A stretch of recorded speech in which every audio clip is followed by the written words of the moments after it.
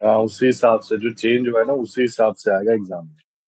अच्छा अच्छा, वही जो सर चीजें उसमें वो चेंज। सेक्शन सेक्शन का जो नंबर है ना सबसे वो चेंज है सर, उसमें हम्म जो एविडेंस वगैरह एविडेंस का है। हम्म। फिर जैसे भारतीय जो नागरिक एविडेंस था सुरक्षा। वो बीएस से बन गया, जी और जी। सीआरपीसी था वो भी एनएसएस बन गया, तो उसके हाँ सेक्शन हाँ। अच्छे से करके चले जाना। जी अभी जी सर। पहला लो है तो सेक्शन ही पूछेंगे, उससे ज्यादा तो कठिन पूछेंगे नहीं। हाँ बस सर, हमारे पास पुराना वो पेपरों का जो है ना सर, वो क्वेश्चन वगैरह तो वो भी फिर थोड़ा चेंज हो जाएंगे ना उसका। हम्म। ये तो है। ठीक है सर, ठीक जैसे है। नई बुक की पीडीएफ जा रखी होगी ना, तो नई बुक की पीडीएफ में सबसे आखिरी में देखना, जी जी क्वेश्चन सर। आंसर हो गया एमसीक्यू। अच्छा अच्छा, वो देखना है। हाँ, वो देखना। ठीक सर। आज क्या पढ़ा रहे हैं सर आप?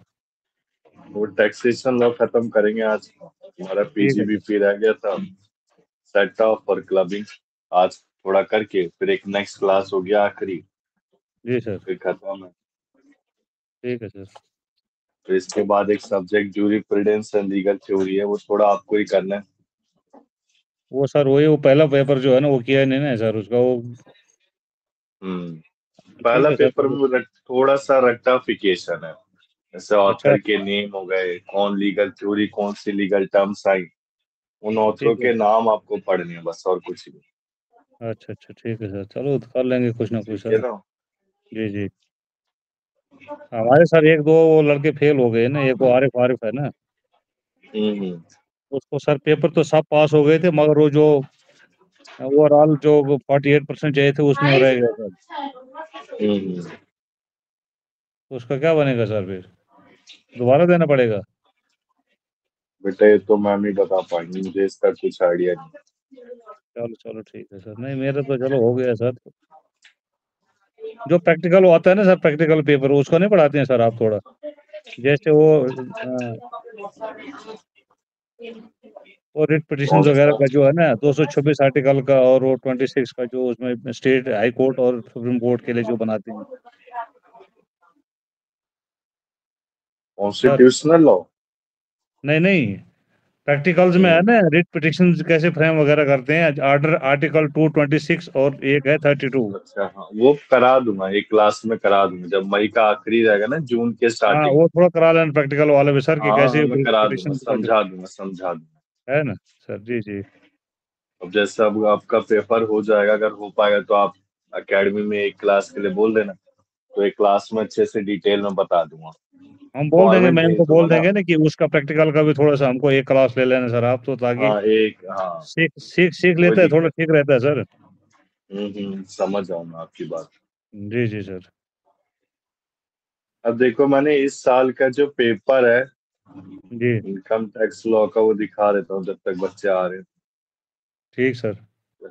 आज बच्चे आज नहीं आ रहे हैं सर अभी? कल आएंगे, आएंगे क्यों नहीं आएंगे। थोड़ा वेट कर चलो लेते हैं, तब तक पेपर ही दिखा देता हूँ। हाँ ठीक है सर। ये जो पेपर है देखो आप, ठीक सर। जैसे कि सबसे पहला क्वेश्चन कौन सा है, सेक्शन 2 क्लॉज 31 किसको डिफाइन करता है, किस ईयर में इनकम टैक्स। इनकम टैक्स आते हैं। पिछला पेपर जो अभी एलएलबी थर्ड ईयर में बच्चे हैं ना, उन्हीं का सेकेंड ईयर का पेपर है ये। ये 24 सेक्शन 2। 24 में जो हुआ था पिछली बार। हाँ, पिछली बार। ये ये सर मैंने ये मैम सेंड के भी थ्रू भिजवा दिया। इसका भिजवा दिया। पीडीएफ दिए सर हमको? हाँ हाँ, अभी भिजवा देंगे मैम। ठीक है ना। अच्छा वो भिजवा देना हाउ सर, मैनी, हाँ। हाँ हाँ, हाउ मैनी सेक्शन सेक्शन आप दिए? इंक्लूडेड है। ये इसमें 288, हाँ ये क्वेश्चन हैं सर इसके। व्हाट सीबीडीटी इज की the full full name of form. CTV, central board of direct taxes? हाँ, ये तो इजी इजी क्वेश्चन है, कठिन नहीं है। हाँ ये जी आते हैं सर, इनकम अगर थोड़ा टैक्स। पढ़ा होगा ना, जैसे आपने बता दिया ना आइडिया शायद उस हिसाब से पढ़ा थोड़ा तो फिर तकरीबन हो जाता है good sir. Morning. Good morning Shivani, कोई आएगा नहीं आज? पता नहीं सर, मैं अभी यही सोच रही, मैंने अभी तक शायद आएंगे तो अभी आप क्लास शुरू नहीं कराओगे, फिर देखा आप क्वेश्चन पेपर रिवील करा रहे हो। ये प्रीवियस जो ईयर का है सर? इस, हाँ बेटा, प्रीवियस ईयर का जो पिछले साल है ना, जो अभी हाँ। एलएलबी थर्ड ईयर में, उनका ये पेपर, वो आपकी जो अच्छा अच्छा साइट है अच्छा। उस पर अवेलेबल है। सेकंड ईयर का सर जो अच्छा 24 में हुआ था। सेकेंड ईयर का होगा ना, हाँ क्योंकि थर्ड ईयर हाँ पे तो अपन है सेकंड। नहीं ना। हाँ, एक बार पेपर को देख लो बेटा आप, कैसा है। देखो मतलब जी सर जी। स्टार्टिंग के जो 5 हेड है वहां तक तो इजी है, उसके बाद थोड़ा डिफिकल्ट है, थोड़ा नहीं बस ओके, सेक्शन ज्यादा पूछे गए हैं। हाँ सेक्शन इसमें पूछते हैं सेक्शन ऐसे ज्यादा है। सेक्शन, हाँ सेक्शन भी सेक्शन है ना ज्यादा, इसमें। थ्योरी पार्ट ज्यादा है ना, हाँ प्रैक्टिकल हाँ है नहीं, सर। प्रैक्टिकल मैंने सेफर साइड के लिए करा दिया है। ठीक है सर। इसके बाद देखो कितने सेक्शन इनकम टैक्स में है, सीबीडीटी की full form, section 2 clause 24 agriculture income, income ठीक टैक्स किसके वजह से आया, ठीक एग्रीकल्चर इनकम को कहाँ डिफाइन किया गया, कितने चैप्टर शेड्यूल हैं, ठीक सर। फाइनेंशियल एंड कब होता है 31 मार्च, असेसमेंट ईयर कितने पीरियड का होता है 12 महीने, 12 मार्क्स का, जी सर। पर्सन में बताओ, हाँ sir. Person does include, person है, क्वेश्चन फर्म है, नंबर कंपनी 13, है, हिंदू, ऑल द अबव आएगा सर इसमें। सर ऑल द इसमें तो ऑल द अबव है ना। हाँ, हाँ इनकम किस में आता है आपका, सेक्शन सेक्शन 2, 2 समथिंग करके है इनकम का ठीक है। हाँ शायद। रेजिडेंशियल वाला, रेजिडेंशियल के दो प्रॉपर्टी थी 182 डेज और लेस देन 60 डेज, तो 15 का सेक्शन, सेक्शन पढ़ के चले जाना एक बार। हाँ सेक्शन पढ़नी है, जी जी। असेसी रेसिडेंस जी sir. Determination of residence section 6 में है, जी sir. House rent allowance 1013 A में, जो हमने जी कैलकुलेशन की थी ना हाउस रेंट अलाउंस जी जी, ग्रेचुटी के सेक्शन पढ़ के चले जाना। ठीक सर। टोटल इनकम में इंक्लूड क्या नहीं होते, all of above income do not form part of total income, उसकी पीडीएफ दी एग्रीकल्चर है ना वाले में मैंने, आएगी इसमें, एग्रीकल्चर इनकम नहीं होती है सर ऑल ऑफ, इसमें। हाँ ऑल ऑफ अबोव है, शेयर ऑफ ठीक है, income of share. Partnership received by हाँ हिंदू टोटल अनडिवाइडेड इनकम, ठीक फैमिली। है। इसके बाद लोकल अथॉरिटी सेक्शन 10 में, ये भी sir all of Abhishek above है। सर का इसमें भी ना ऑल। ज्वाइन नहीं हो पा रहा। एक बार बेटा एकेडमी में बोलो आप, अच्छा अच्छा, ठीक है सर, ठीक है। ठीक है ना। जी। करंट फाइनेंस मिनिस्टर कौन है, निर्मला निर्मला सीतारमन। सीतारमन, जी जी। इनकम क्या इंक्लूड करता है सारी की, आईटीआर की full form income tax return, मतलब अभी तक 30 क्वेश्चन आपके इजी वाले आ रहे। जी हेड जी। ऑफ इनकम किस में दिया गया है, total head section, of income 5 है, जी जी 5 है सर। टोटल इनकम में कितनी चीजें आती हैं, तीनों, सैलरी, हाउस प्रॉपर्टी, जी, कैपिटल गेन। सब आते हैं इसके सारे, बाद ऑल दी। सैलरी, तो अभी तक तो सारे ये जोगिंदर हमारे सही, मतलब मैं चाहता हूँ टैक्सेशन में आपके 80 आउट ऑफ 80 मार्क्स आए, इजी हाँ है वो तो कठिन नहीं है। आ जाएंगे, उतने तो रहेंगे सर, आ जाएंगे सर टोटल। सेक्शन सैलरी किस में डिफाइन किया गया है, कौन सा ठीक सर। एग्जाम्प्ट है, एग्रीकल्चर इनकम एग्जाम्प्ट है, ये तीनों टैक्सेबल होते हैं। जी सर। उसके बाद ये हाउस प्रॉपर्टी की डिडक्शन किस में थी बेटा आपकी, सेक्शन 24 सी, आंसर 29 का सी है। ठीक है what sir. Kind of tax, income tax is direct tax, direct tax है, ठीक है सर। बिजनेस किस, आज हम पीजीबीपी स्टार्ट करेंगे तो उसको अच्छे से करा दूंगा मैं। ठीक पीजीबीपी किस में आता है, बिजनेस में क्या किया, कैपिटल गेन क्या सेक्शन, याद कर सर गुड लेना मॉर्निंग। सेक्शन। ठीक। गुड मॉर्निंग अभिषेक, मैं अभिषेक के पेपर सॉल्व करवा रहा हूँ थोड़ा सा, हमने 40 क्वेश्चन अभी करे, 30 तक सारे ओके आंसर सही ओके। है हमारे, तो पिछले साल का पेपर है जो अभी एलएलबी थर्ड ईयर में है ना बच्चे, उन्हीं का जी जी। पेपर, काफी इजी पेपर आया था, तो टेंशन मत लो आप, आपका भी एग्जाम इजी आएगा। अगर मान लो यार न्यूमेरिकल आ भी जाता है तो हमने हाउस रेंट ग्रेचुटी तो पढ़ लिया, पिछली जी जी। क्लास में हाउस प्रॉपर्टी पढ़ा था, कैपिटल गेन पढ़ा था हमने, ठीक जी है जी। ना। जीएसटी क्या है, गुड्स एंड सर्विस टैक्स, जी इनकम टैक्स का मैक्सिमम 30 है, 30% है। हेल्थ एंड एजुकेशन टैक्स 2% है, जी। सैक किसे कहते हो। अब ये बताओ बेटा 38, Joginder, Abhishek, Shivani, question what number is the highest 38 rate of GST, GST? 28% है सर, हाईएस्ट। हाँ 28 है, 28 टोटल है सर। हाँ टोटल जीएसटी 5% होते हैं, मैं दिखा दूंगा ना, आज हम पूरा खत्म कर देंगे आपका इनकम टैक्स, बस एक पार्ट रह जाएगा वो नेक्स्ट क्लास में कवर अप कर लेंगे। ठीक इसके है। बाद देखो क्वेश्चन नंबर 39 में कौन सा इनकरेक्ट है, तो 0, 5, 12, 18, 28, 17 गलत है। ठीक है सर। जीएसटी कब आया था आपका, फ्रांस में आया था सबसे पहले, कितनी जी एग्जम्पशन दी गई है माइनर में, ये आपका क्लबिंग ऑफ इनकम है, अभी क्लबिंग ऑफ इनकम करेंगे हम। ठीक। एजुकेशन अलाउंस कितने बच्चों तक है, 2 बच्चों तक 2 है, बच्चों का सर। ये जो बच्चे ने बेटा टिक कर रखे हैं ना, ये सब पढ़ा है हमने क्लास में, उसने ऐसे ही टेक्निक है। Set of and loss from one source, ये किस में होता है? सेक्शन 70 आज करेंगे, सेट ऑफ कैरी फॉरवर्ड। और डिडक्शन स्टार्ट करेंगे बेटा, डिडक्शन सेट ऑफ क्लबिंग। तो मैं स्टार्ट कर दूं? करो सर। यस स्टार्टिंग के 50 क्वेश्चन तो इजीली हो गए हमसे, 50 क्वेश्चन। इसके बाद बेटे क्वेश्चन जैसे कि जीएसटी कब इम्प्लीमेंट किया गया, जीएसटी भी पूछा गया, तो जीएसटी में कराऊंगा, ठीक है ना। चेयरमैन और जीएसटी कौन है? यूनियन फाइनेंस मिनिस्टर होता है आपका चेयरमैन। जी। इसके बाद देखो, जैसे कुछ क्वेश्चन बेटा थोड़े बाहर से आ जाते हैं, 10-20, तो खुद से भी ट्राई करने की कोशिश करना, हो जाएगा, कठिन नहीं, ठीक है। जी। तो हम स्टार्ट करते हैं आज। अभी तक हमने अभिषेक कितने हेड ऑफ इनकम पढ़ लिया, बताएंगे एक बार? बताओ बेटा अभिषेक, कितने head of income cover up कर लिया हमने?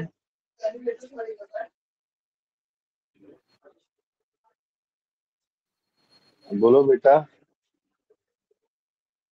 हेड ऑफ इनकम 5 होती है सर हेड इसमें। हाँ, टोटल तो अभी कितने कर लिए जोगिंदर हमने, वही मैं पूछ रहा हूँ ना आपसे। सर पीछे बार था ही नहीं सर मैं। कोई नहीं।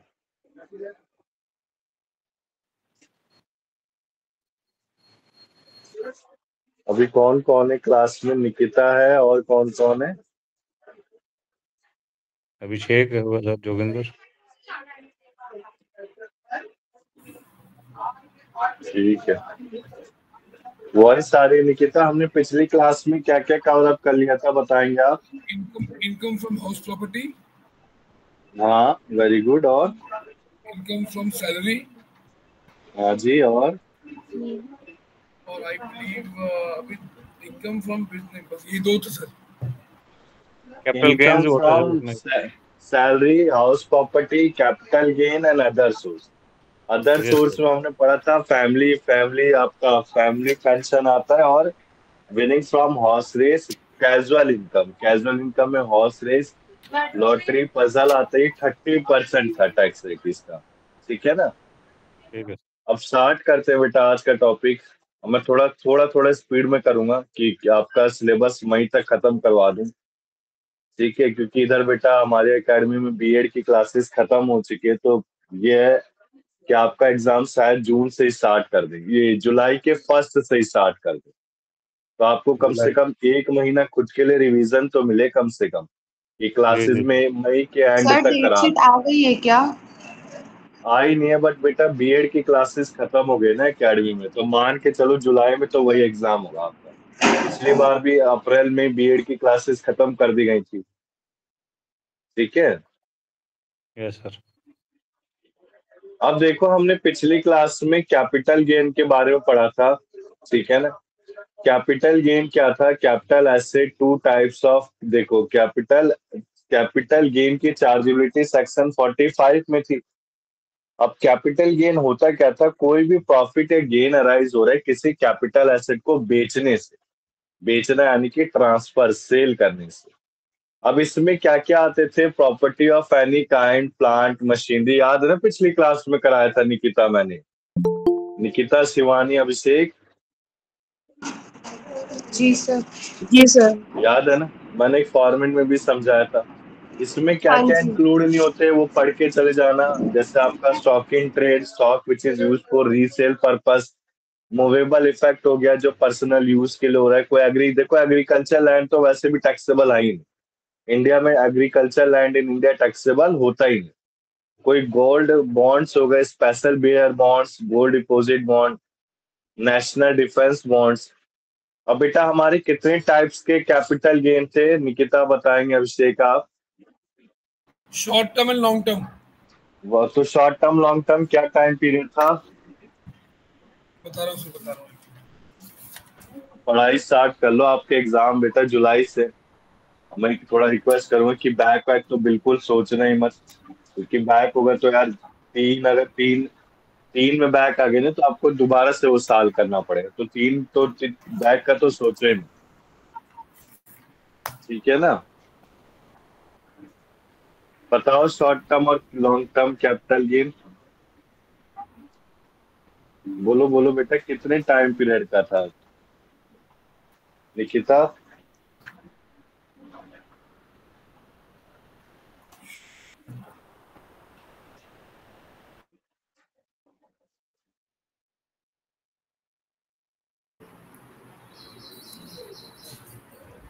बोलो शिवानी, पढ़ रहे हो घर पे? ऐसे दिक्कत हो जाएगा यार अगर ये क्वेश्चन दे दिए तो। सर 3 और 5। 3 years बेटा, 36 month। नहीं नहीं, 3 इयर्स का तो शॉर्ट वाला हो गया, 5 ईयर का लॉन्ग वाला था ना, I think 6 years। 6। Okay okay okay, मतलब मैं कंफ्यूज थी। हाँ, 3 और 6 ईयर। नहीं, 3 years बेटा, 3 years देखो ना, less than 3 short years। Term sir. अगर मैंने शॉर्ट वाला लेस देन 3 years है तो short term, more than 3 years है तो लॉन्ग टर्म। Long term. हाँ, ठीक है ना? इसके बाद हमने कुछ चीजें पढ़ी थी जो ट्रांजेक्शन ट्रांसफर ऑफ एसेट में आता है, जैसे सेल, एक्सचेंज, कोई एसेट कन्वर्ट किया गया है, कन्वर्स ऑफ बिजनेस, मेच्योरिटी और सुपर जीरो कूपन बॉन्ड हो गया, पोजीशन में प्रॉपर्टी, कुछ ऐसी ट्रांजेक्शन इससे ट्रांसफर ऑफ एसेट में काउंट नहीं किया गया। तो पढ़ लेना ऊपर से आप लोग, मतलब जिसे बेचा नहीं जा सकता, सेल नहीं किया जा सकता। अब बेटा मैंने फॉर्मेट आपको पिछली क्लास में सिखाया, तो दूसरी पीडीएफ से अभी इसी पीडीएफ से करा रहा हूँ मैं। Full value of consideration. What is consideration? Consideration कहने का मतलब है, जैसे हमने बेसिक कॉन्ट्रैक्ट में पढ़ा था, समथिंग इन रिटर्न। तो कंसिडरेशन यानी कि मैं सेल कर रहा हूँ, उसकी जगह पे मुझे अमाउंट मिल रहा है, अमाउंट यानी मॉनेटरी वैल्यू मिल रही है। सो कंसिडरेशन में से मैं एक्सपेंसेस माइनस करूंगा। एक्सपेंसेस कहने का मतलब है कि उसमें कोई स्टैम्प ड्यूटी पे की थी मैंने खरीदते समय, तो माइनस किया जाता है, उसको काउंट नहीं किया जाता है। फिर आता है नेट कंसिडरेशन। सबसे पहले आता है फुल कंसिडरेशन, फिर एक्सपेंसेस, फिर नेट कंसिडरेशन। फिर हमने इसी बीच में, जैसे मैंने 2001 में कोई प्रॉपर्टी खरीदी, उसे 2023 में बेचा, तो उन दोनों के टाइम पीरियड के बीच में कोई और प्रॉपर्टी तो नहीं खरीदी मैंने, या फिर प्रॉपर्टी में कोई व्हाइट वॉश कराया, इम्प्रूवमेंट कराई, तो उसको डिडक्ट किया जाता है। अब इसमें देखो लॉन्ग टर्म कैपिटल गेन में जैसे कि फुल वैल्यू ऑफ कंसिडरेशन है, सबसे पहले एक्सपेंसेस को माइनस करेंगे, फिर नेट कंसिडरेशन से बेटा हम इंडेक्सेशन माइनस करते हैं। इंडेक्सेशन कहने का मतलब है इंडेक्स कॉस्ट ऑफ एक्विजिशन और इंडेक्स कॉस्ट ऑफ इम्प्रूवमेंट कैसे निकालते हैं। देखो आप, ये बेटा कैलकुलेशन दिखा रखी है, जैसे मैं दिखाऊंगा आपको। Index index cost of acquisition, index का मतलब होता है, जैसे बेटा कंस्ट्रक्शन, किसी ने कोई जैसे सीमेंट खरीदता है, तो कंस्ट्रक्शन कंपनीज में एक्सक्लेशन लगता है। एक्सक्लेशन कहने का मतलब है बढ़ना या फिर घटना। वो बढ़ता ही है, घटता तो कम है। खैर, अगर आप कहीं सीमेंट लेने जाते हैं तो सीमेंट का प्राइस हर दिन फ्लक्चुएट होता रहेगा, कभी डेली सीमेंट वो एक रेट पे नहीं देगा आपको, आप खुद ही ले लेना कभी भी।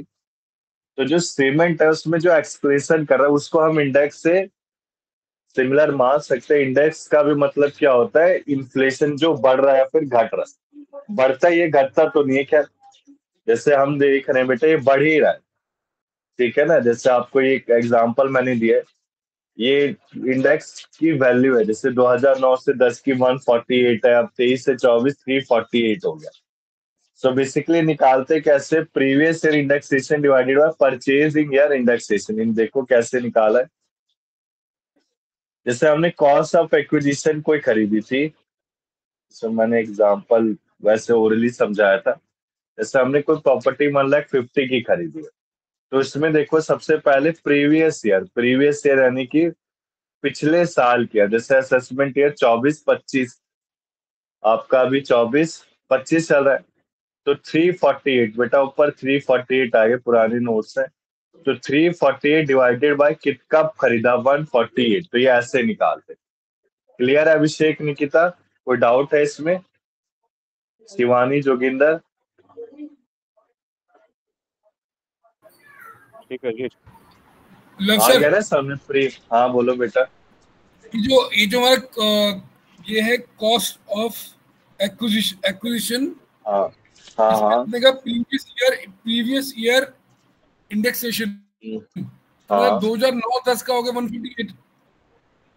देखो, जो यही हुआ ना? 2009-10 मैंने एग्जांपल में बच्चे को कैसे बताया था कि 2009-10 में प्रॉपर्टी को परचेज किया गया जिससे, तो नीचे तो 148 आएगा और न्यूमरेटर साइड कौन सा आएगा, प्रीवियस ईयर, यानी कि आपका असेसमेंट ईयर अभी 24-25 चल रहा है, तो प्रीवियस ईयर कौन सा हुआ 2023 से 24, यानी कि 348 डिवाइडेड बाय 148। ये जो कैपिटल गेन है ना, इसमें हर साल चेंज होता रहता है प्रीवियस ईयर, क्योंकि बढ़ रहा है ना असेसमेंट ईयर हर साल आपका। समझ गए ना आप? समझे तो बेटा इसमें अभिषेक? 148 क्या था इसके अंदर? परचेज की थी 2009 में, हमने प्रॉपर्टी परचेज की थी, ओके ठीक है ना? ओके, ठीक है ठीक है समझ गए ना आप? और प्रीवियस ठीक है ईयर सर। यानी कि अभी तो असेसमेंट ईयर 24-25 चल रहा है, तो प्रीवियस ईयर क्या हो गया 2023 से 24, तो 348 उसका इंडेक्सेशन। तो कैलकुलेशन करके दिखाए भी 1,50,000 मल्टीप्लाई 348 होगा बेटा, डिवाइडेड बाय आपके लिए एप्लीकेबल 348। अगर ऐसा आ गया क्वेश्चन कि इंडेक्स कॉस्ट ऑफ एमसीक्यू में दे दिया थोड़ा डिफिकल्ट बना के, तो आप क्या करेंगे 348 डिवाइडेड बाय जिस साल परचेज किए प्रॉपर्टी। सेम आपका इंडेक्स कॉस्ट ऑफ इम्प्रूवमेंट है, क्या है, जो price of cost of improvement है उनका जो राइज है, बढ़ना। So cost of improvement multiply previous year indexation divided bye improvement year indexation. अब जैसे इस क्वेश्चन में देखेंगे बेटा, ये क्वेश्चन है, देखो कॉस्ट ऑफ इम्प्रूवमेंट जून 2023 के दिए 2 लाख और कॉस्ट ऑफ एक्विजिशन 4 लाख दे रखी है। तो सबसे पहले इंडेक्स सीओए निकाला। इंडेक्स सीओ कैसे निकाला, 4 लाख मल्टीप्लाई, देखो असेसमेंट ईयर 2023 से 24 था, तो प्रीवियस ईयर क्या हुआ 2022 से 23, आपके लिए 384 एप्लीकेबल होगा। ये पिछले साल क्या है, तो आपके लिए 384 डिवाइडेड बाय कब परचेज की थी बेटा, जून 2010, यानी कि 148। क्लियर है अभिषेक, जोगिंदर?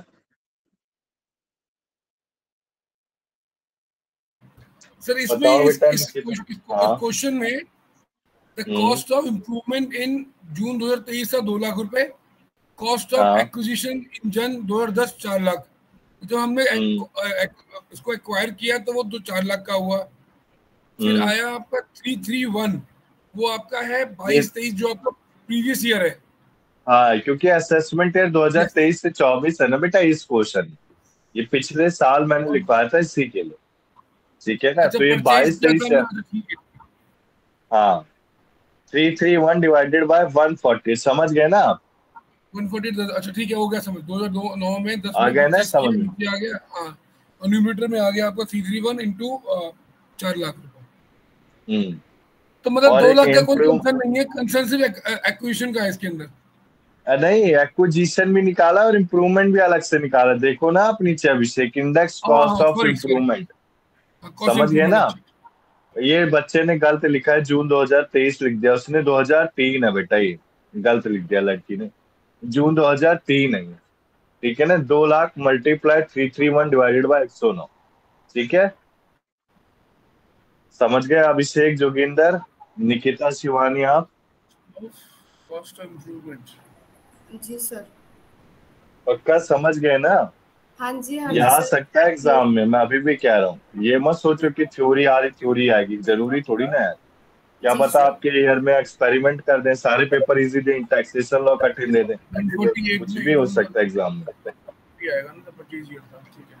चलो बेटा आगे, मैं इसको देख लेना, अगर डाउट रहेगा तो मैं आओगे ना क्लास के लिए, नेक्स्ट जो संडे होगी क्लास वो ऑनलाइन ऑफलाइन ही लूंगा, तो उसमें समझा दूंगा, ठीक है? हाँ उसमें हाँ हाँ सर, आएंगे सर, आएंगे।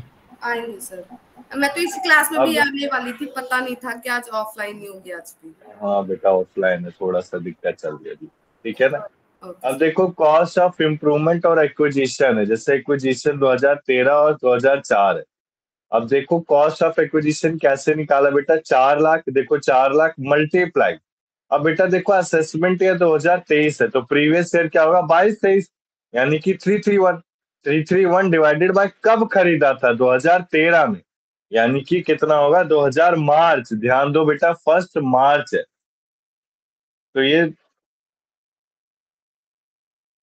130, इसने ये भी थोड़ा सा गलत कर दिया, नीचे 200 आएगा, ठीक है?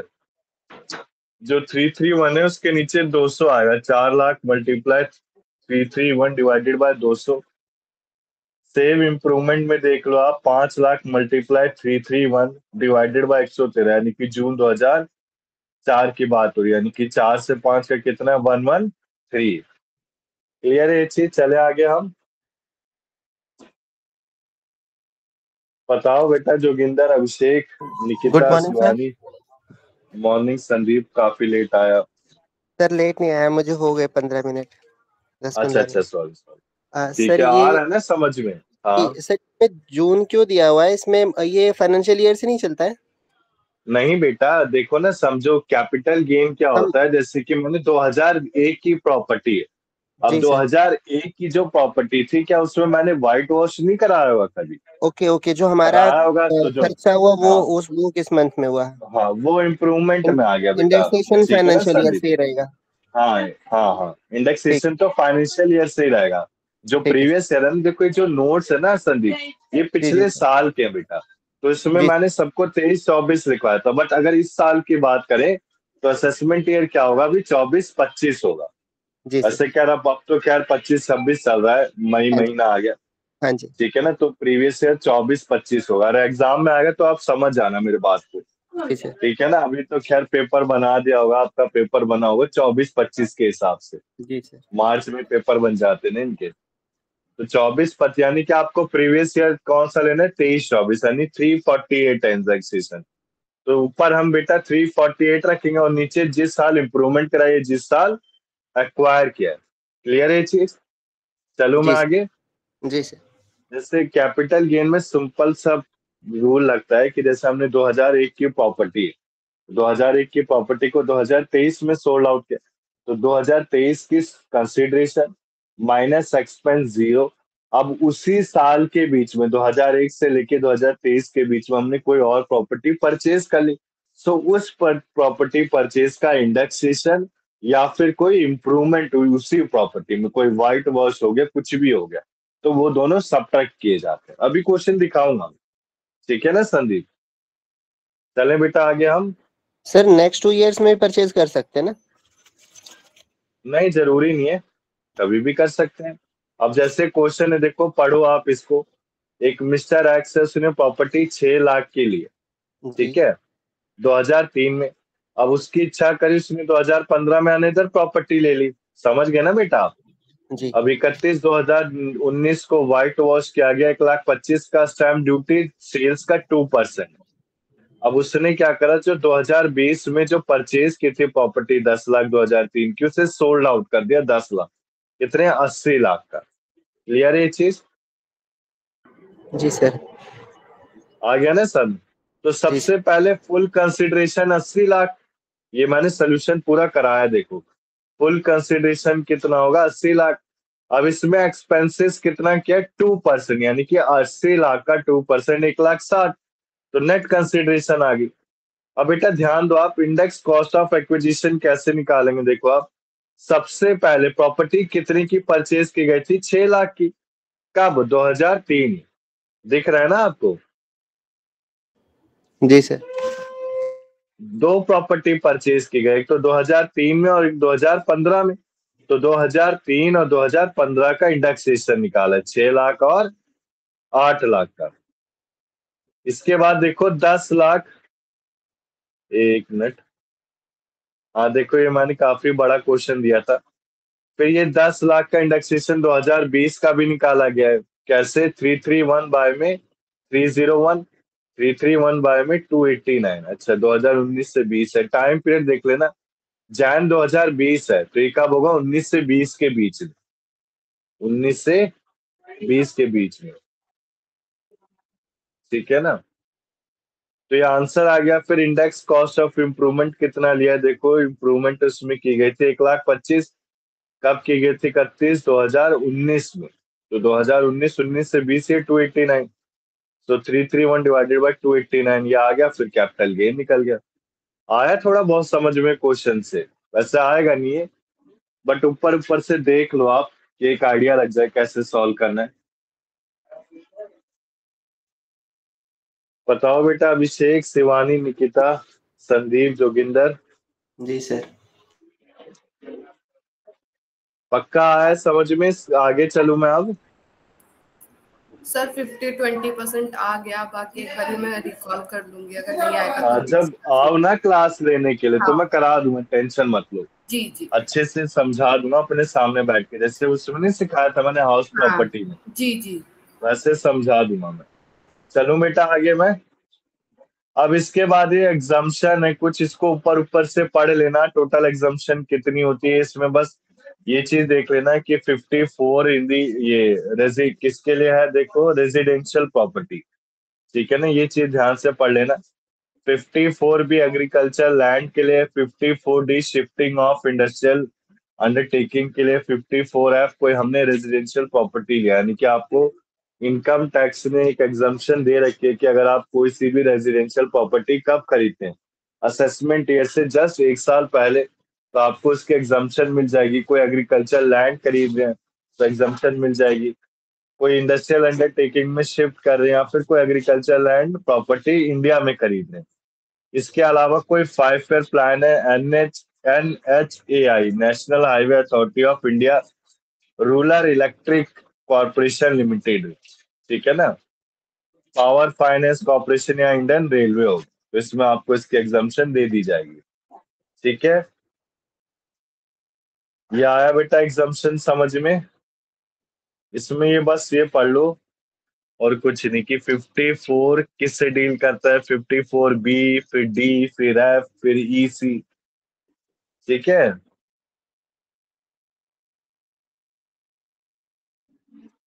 बताओ बेटा संदीप, अभिषेक।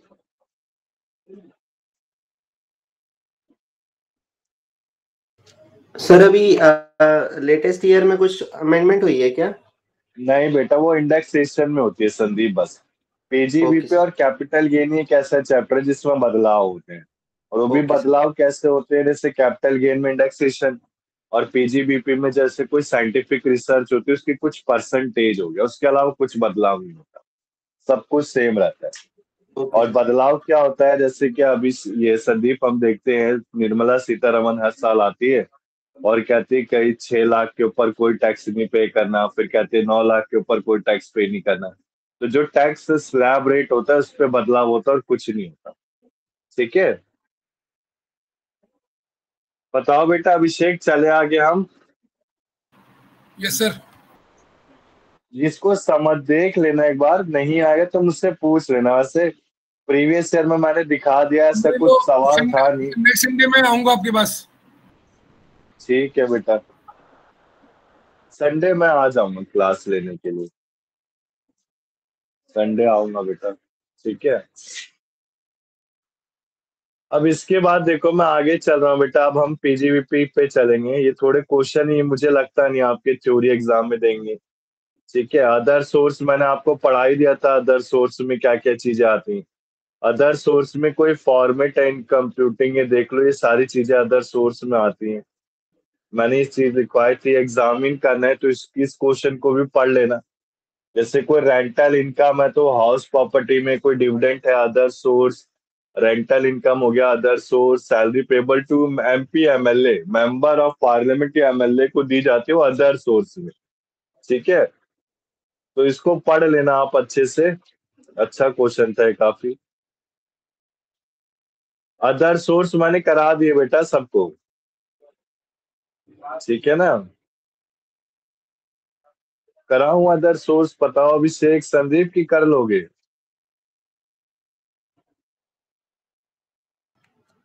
कर लेंगे सर। बोलो बेटा, पक्का? निकिता, शिवानी, जोगिंदर कर लोगे अदर सोर्स? कुछ नहीं है, 2 चीजें हैं बस, फैमिली पेंशन की लिमिट कर लेना 15,000 और 1/3 whichever is lower, income from lottery, house horse race, puzzle, ये सारी कैजुअल इनकम होती है। इसमें कितने का TDS लगता है? 30%। जैसे मैं KBC में गया, मैं 1 करोड़ जीता, तो मेरे बैंक अकाउंट में बस 70 लाख ही दिखाए जाएंगे, वो 30% पहले से TDS डिडक्ट हो रखा होता है, टैक्स डिडक्टेड एट सोर्स, ठीक है। बोलो बेटा शिवानी, निकिता। जी सर, ओके कर सर। लेंगे। निकिता है नहीं क्या क्लास में आज? सर निकिता है, बट वो माइक म्यूट नहीं है उसका, अनम्यूट है। तो देखो अब हम स्टार्ट करते हैं बेटा पीजीबीपी। सो पीजीबीपी क्या है? ये पीजी देखो सैलरी, अगर सैलरी की बात होती है तो टोटल इनकम टैक्स रिटर्न कितनी होती है? 7 होती है। इस पीडीएफ में सब मिलेगा आपको, 7 होती है। 7 में से सबसे पहले आईटीआर फाइल की जाती है सैलरी पर्सन के लिए, और 3-4 होती है profit gain, business and profession के लिए। अब इस चैप्टर में हम 4 चीजें के बारे में पढ़ेंगे। 4 चीजें क्या है? डेप्रिसिएशन, साइंटिफिक रिसर्च, प्रेजेंटिव इनकम या सेक्शन 44 AB 44 ED। सबसे पहले देखो प्रॉफिट लॉस अकाउंट जो बनता है, बेसिकली पीजीबीपी चैप्टर आसान ही डिफिकल्ट है। तो इसमें प्रॉफिट एंड लॉस अकाउंट बनता है। डेबिट साइड सारे एक्सपेंस आते हैं, क्रेडिट साइड सारे इनकम आते हैं। जो चार्जेबिलिटी वो पढ़ के जाना बेटा, मैंने बता ही दिया। जैसे डिडक्शन मैंने बताया था, सैलरी में डिडक्शन 50,000 होता है, ठीक है। हाउस प्रॉपर्टी में डिडक्शन हमने पढ़ा था, कितना था डिडक्शन बेटा, कोई बताएगा? 2 डिडक्शन थे, सेक्शन 24 में था, एग्जाम में आ भी रखा आपके 24A और B। 24A था 30% ऑफ नेट एनुअल वैल्यू, और बी में क्या था? डिडक्शन इन कोई लोन लिया है, लोन फॉर द प्रॉपर्टी, ठीक है ना। कैपिटल गेन की चार्जेबिलिटी सेक्शन 45 थी। पीजीबीपी की चार्जेबिलिटी क्या है? सेक्शन 28। तो चार्जेबिलिटी पढ़ के जाना, चार्जेबिलिटी का सेक्शन और कुछ नहीं। अब इसमें क्या क्या चीजें आती है देखो, हम पीजीबीपी में क्या क्या कैलकुलेट करेंगे। सबसे पहले कोई ये पीजीबीपी है किसके लिए? पार्टनरशिप के लिए ज्यादातर। पार्टनरशिप फॉर्म में जितनी भी इनकम आती है वो सारी किसमें कैलकुलेट होती है? Profit and gain of business and profession. तो कोई भी प्रॉफिट एंड गेन अराइज हो रहा है किसी पार्टनरशिप फॉर्म में किसी भी ड्यूरिंग, वो किस में आता है? पीजीबीपी में। कोई सैलरी बोनस इंटरेस्ट हो रहा है, किसको मिल रहा है? पार्टनर को। किससे? पार्टनरशिप फॉर्म से। किस में आ गया? पीजीबीपी में। इसके बाद देखो लीव एंटाइटलमेंट स्कीम, ये पार्टनर के लिए होता है। जैसे कि हमारा सैलरी में लीव एनकैशमेंट होता है।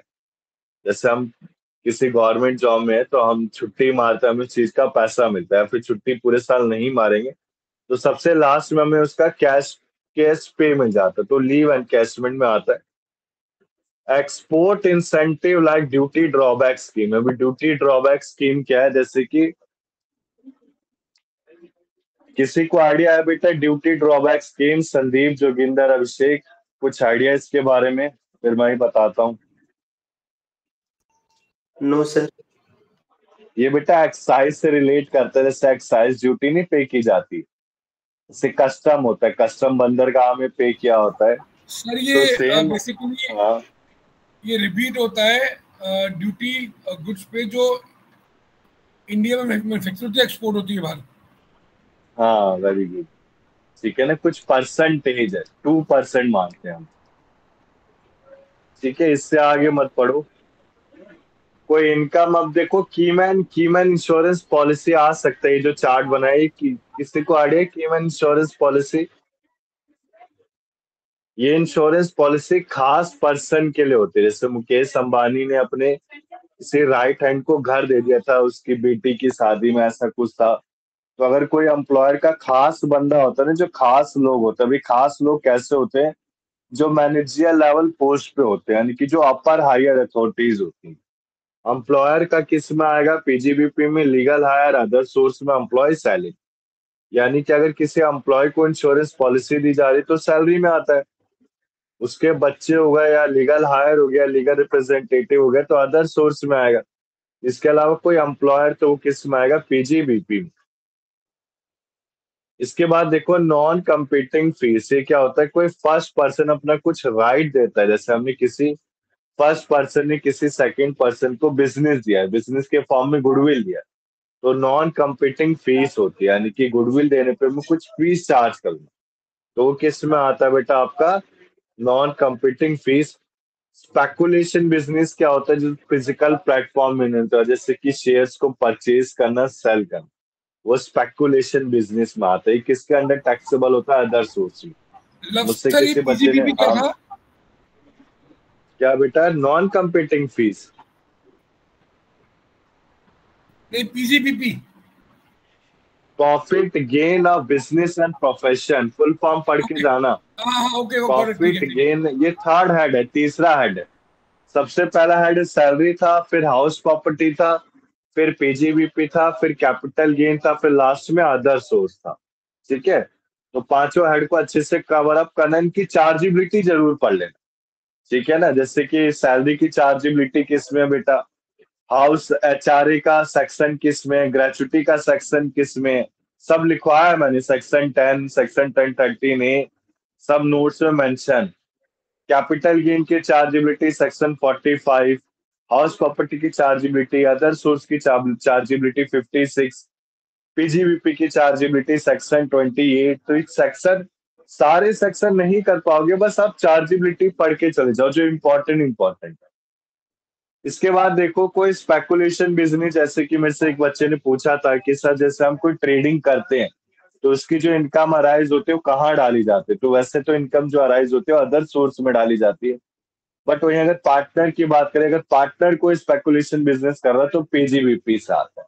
यानी कि पार्टनर की कोई भी सैलरी, रेमुनरेशन, इंटरेस्ट, रेंट, उसकी इनकम, गेन, लॉस कुछ भी आ गया तो पीजीबीपी में आता है, पार्टनर का बस।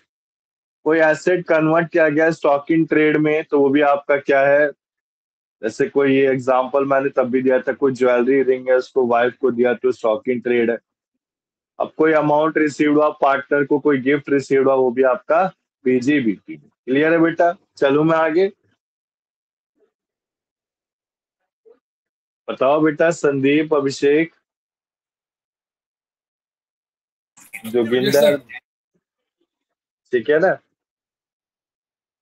अब देखो सेक्शन 32 क्या है, डेप्रीशिएशन। डेप्रीशिएशन क्या होता है अभिषेक, आप बताएंगे एक बार, व्हाट इज डेप्रीशिएशन?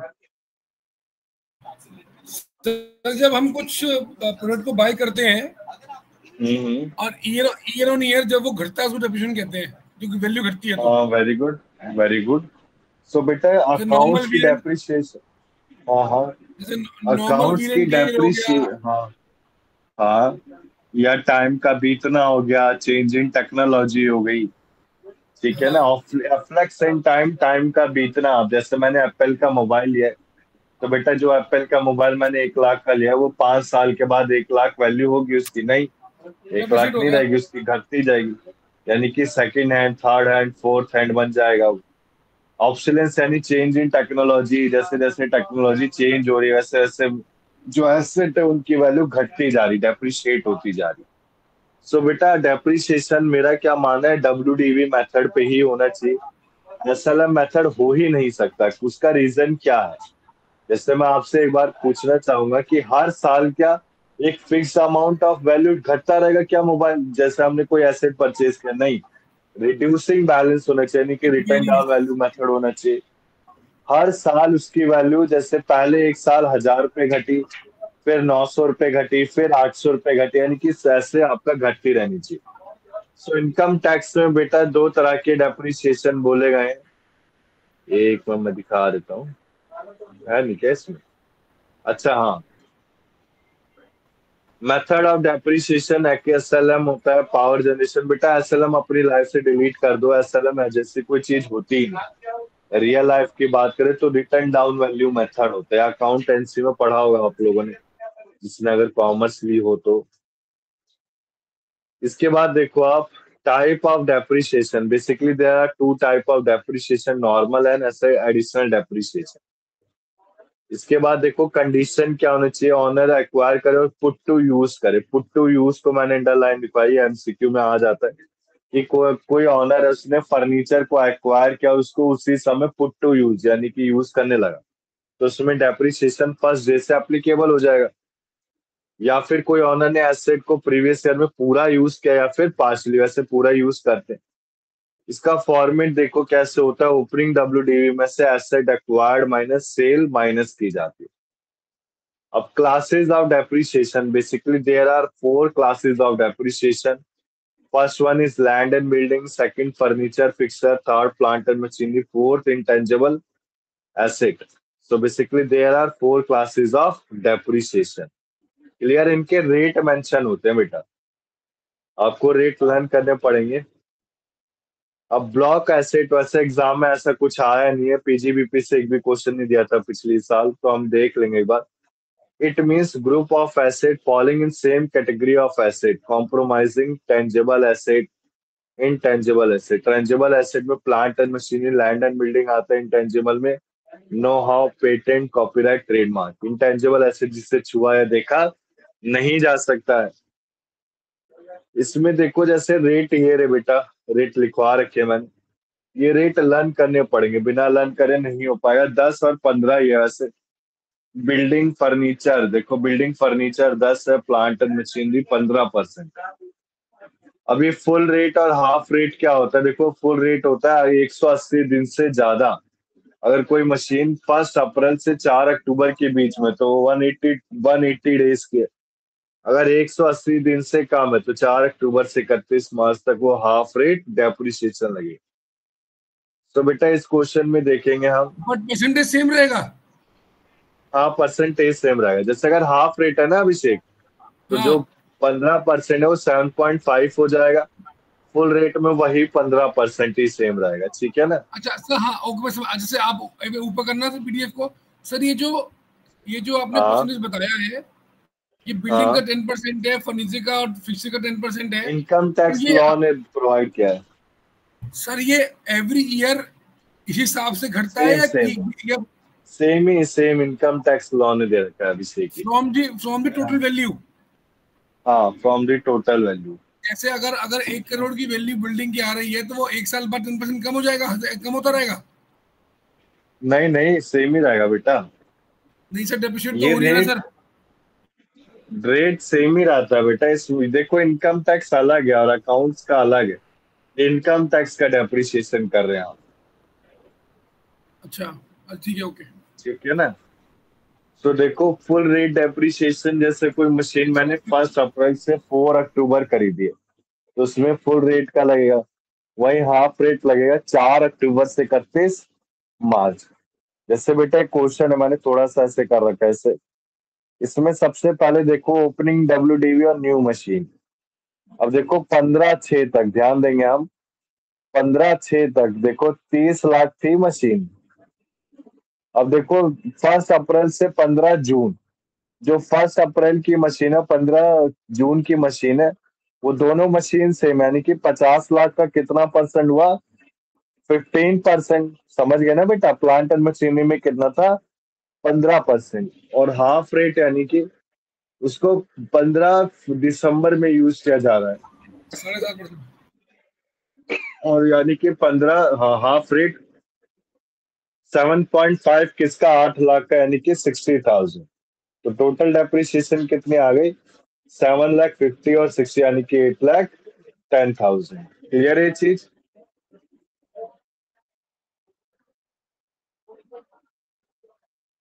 बताओ बेटा अभिषेक, संदीप, क्लियर है? लव सर, ये ओपनिंग डब्ल्यूओवी क्या है 30 लाख का, और मशीन समझ गया मैं। Opening WDV return down value, opening return down value जो दे रखा है ना, फर्स्ट एंड सेकंड पॉइंट, उसको ऐड किया गया क्योंकि वो 4 अक्टूबर से पहले है। हाँ, ओपनिंग का वैल्यू 30 लाख, न्यू मशीन की वैल्यू 20 लाख, 50 लाख वैल्यू हो गई। हाँ, तो 50 लाख का 15%। हाँ, तो 25 लाख हो गया। सॉरी नहीं, हाँ ठीक है, 7,50,000। हाँ हाँ 7 लाख हो गया। ठीक है ना। अब देखो 15 दिसंबर है बेटा, यानी कि 4 अक्टूबर से पहले तो फुल रेट लगे, मैंने लिखवाया है ना, देखो आप 4 अक्टूबर से पहले, यानी कि 1 अप्रैल से 4 अक्टूबर, तो 180 दिन से ज्यादा है, तो 180 दिन से फुल रेट डेप्रिसिएशन लगता है। अगर 4 अक्टूबर से 31 मार्च है तो हाफ रेट डेप्रिसिएशन लगेगा। क्लियर है चीज? इसके बाद देखो फिर आता है ये वही सेम क्वेश्चन है, इसमें भी देख लो। जैसे 40 लाख है तो 40 लाख तो सेम ही रहेगा। अब इसमें 3 लाख यानी 15 अगस्त, देखो आप ध्यान देंगे। अब इसमें डेट काफी काफी इंपॉर्टेंट है। अगर देखो 4 अक्टूबर से पहले है, तो पूरा रेट है, यानी कि 40 लाख और 3 लाख, 43 लाख का 15%। बट वही 15 दिसंबर यानी कि 20 लाख का 7.5%। क्लियर है ये चीज?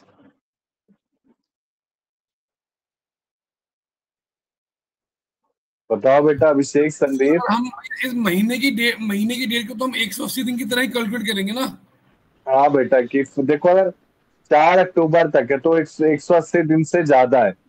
1 अप्रैल से 4 अक्टूबर तक, और 4 अक्टूबर के बाद कोई भी डेट है तो लेस देन 180 डेज यानी कि उसका 0.5%। ठीक है,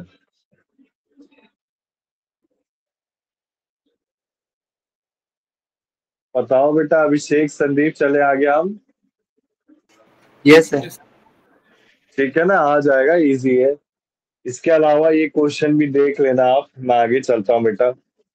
अब जैसे ये दे रखा अमाउंट, तो सबसे पहले ब्लॉक ऑफ एसेट बनाते हैं, यानी ब्लॉक 1 बना। ब्लॉक 1 में देखो पहले सेम रेट किसका है। ब्लॉक ऑफ एसेट क्या होता है कि हम एक लाइन में रख रहे हैं जिनका डेप्रिसिएशन सेम, जैसे 15% 15% है तो 15% सेम रखा।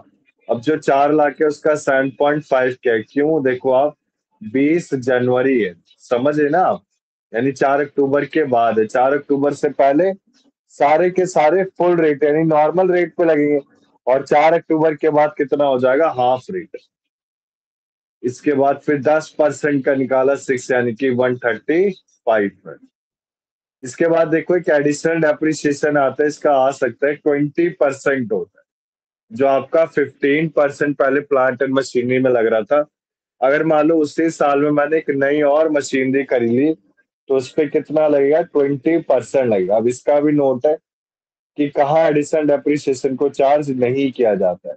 सबसे पहले land, building, ship, aircraft, second hand plant and machinery पे एडिशनल डेप्रिसिएशन चार्ज नहीं होता है। इसके बाद देखो आप, ये बेटा एक बार क्वेश्चन आप देख लेंगे। कराऊं मैं ये चीज? करा ही देता हूँ यार, अभी कर नहीं पाओगे आप लोग। देखो सबसे पहले ओपनिंग WDV 30 लाख है, और 8 जून यानी 4 अक्टूबर से पहले तो 30 और 20 50 लाख। 50 लाख पे कितना लगा है, 15% यानी कि 7,50,000। अब बेटा एक न्यू मशीनरी खरीदी गई है 15/12 यानी कि उसी साल में एक और न्यू मशीनरी खरीदी गई है 15 दिसंबर को। तो जो 15 दिसंबर है उस पे लगना तो 20% था एडिशनल एप्रिसिएशन में, बट वो हाफ रेट हो जाए यानी कि 10%। और उसी में एक और, हाँ बोलो बेटा। आप जो ये कैलकुलेट कर रहे हो 180 दिन, ये जैन से शुरू कर रहे हो? 1 अप्रैल से बेटा।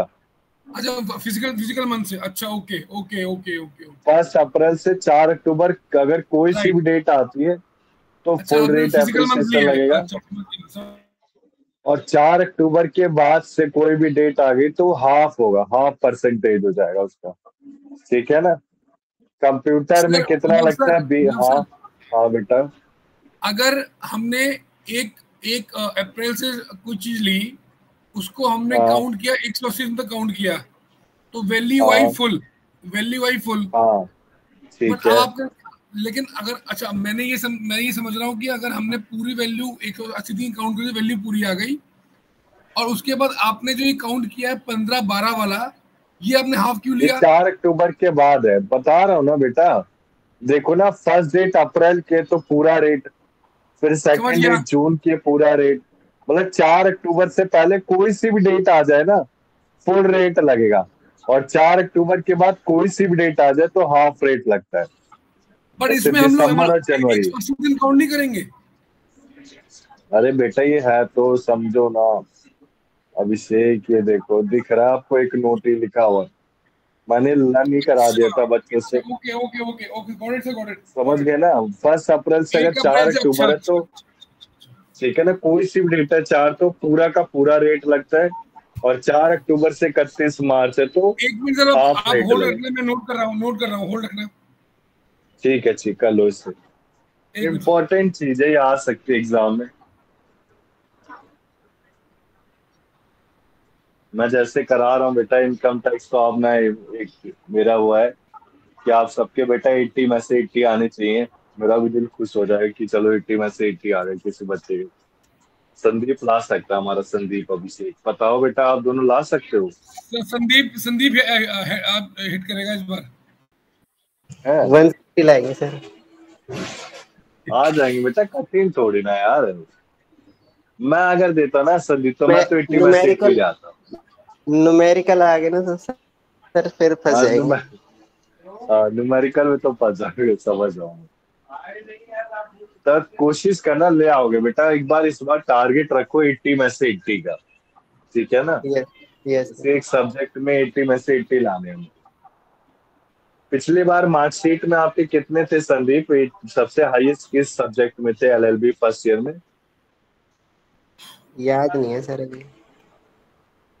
वाला 80 80 के लगभग ऊपर थे सब में। हाँ सर, इसमें हम ये कहना चाह रहे हैं, जो जो जो फुल रेट है डिप्रिसिएशन का, वो होगा मोर देन 180 डेज, मींस 1 अप्रैल से अक्टूबर।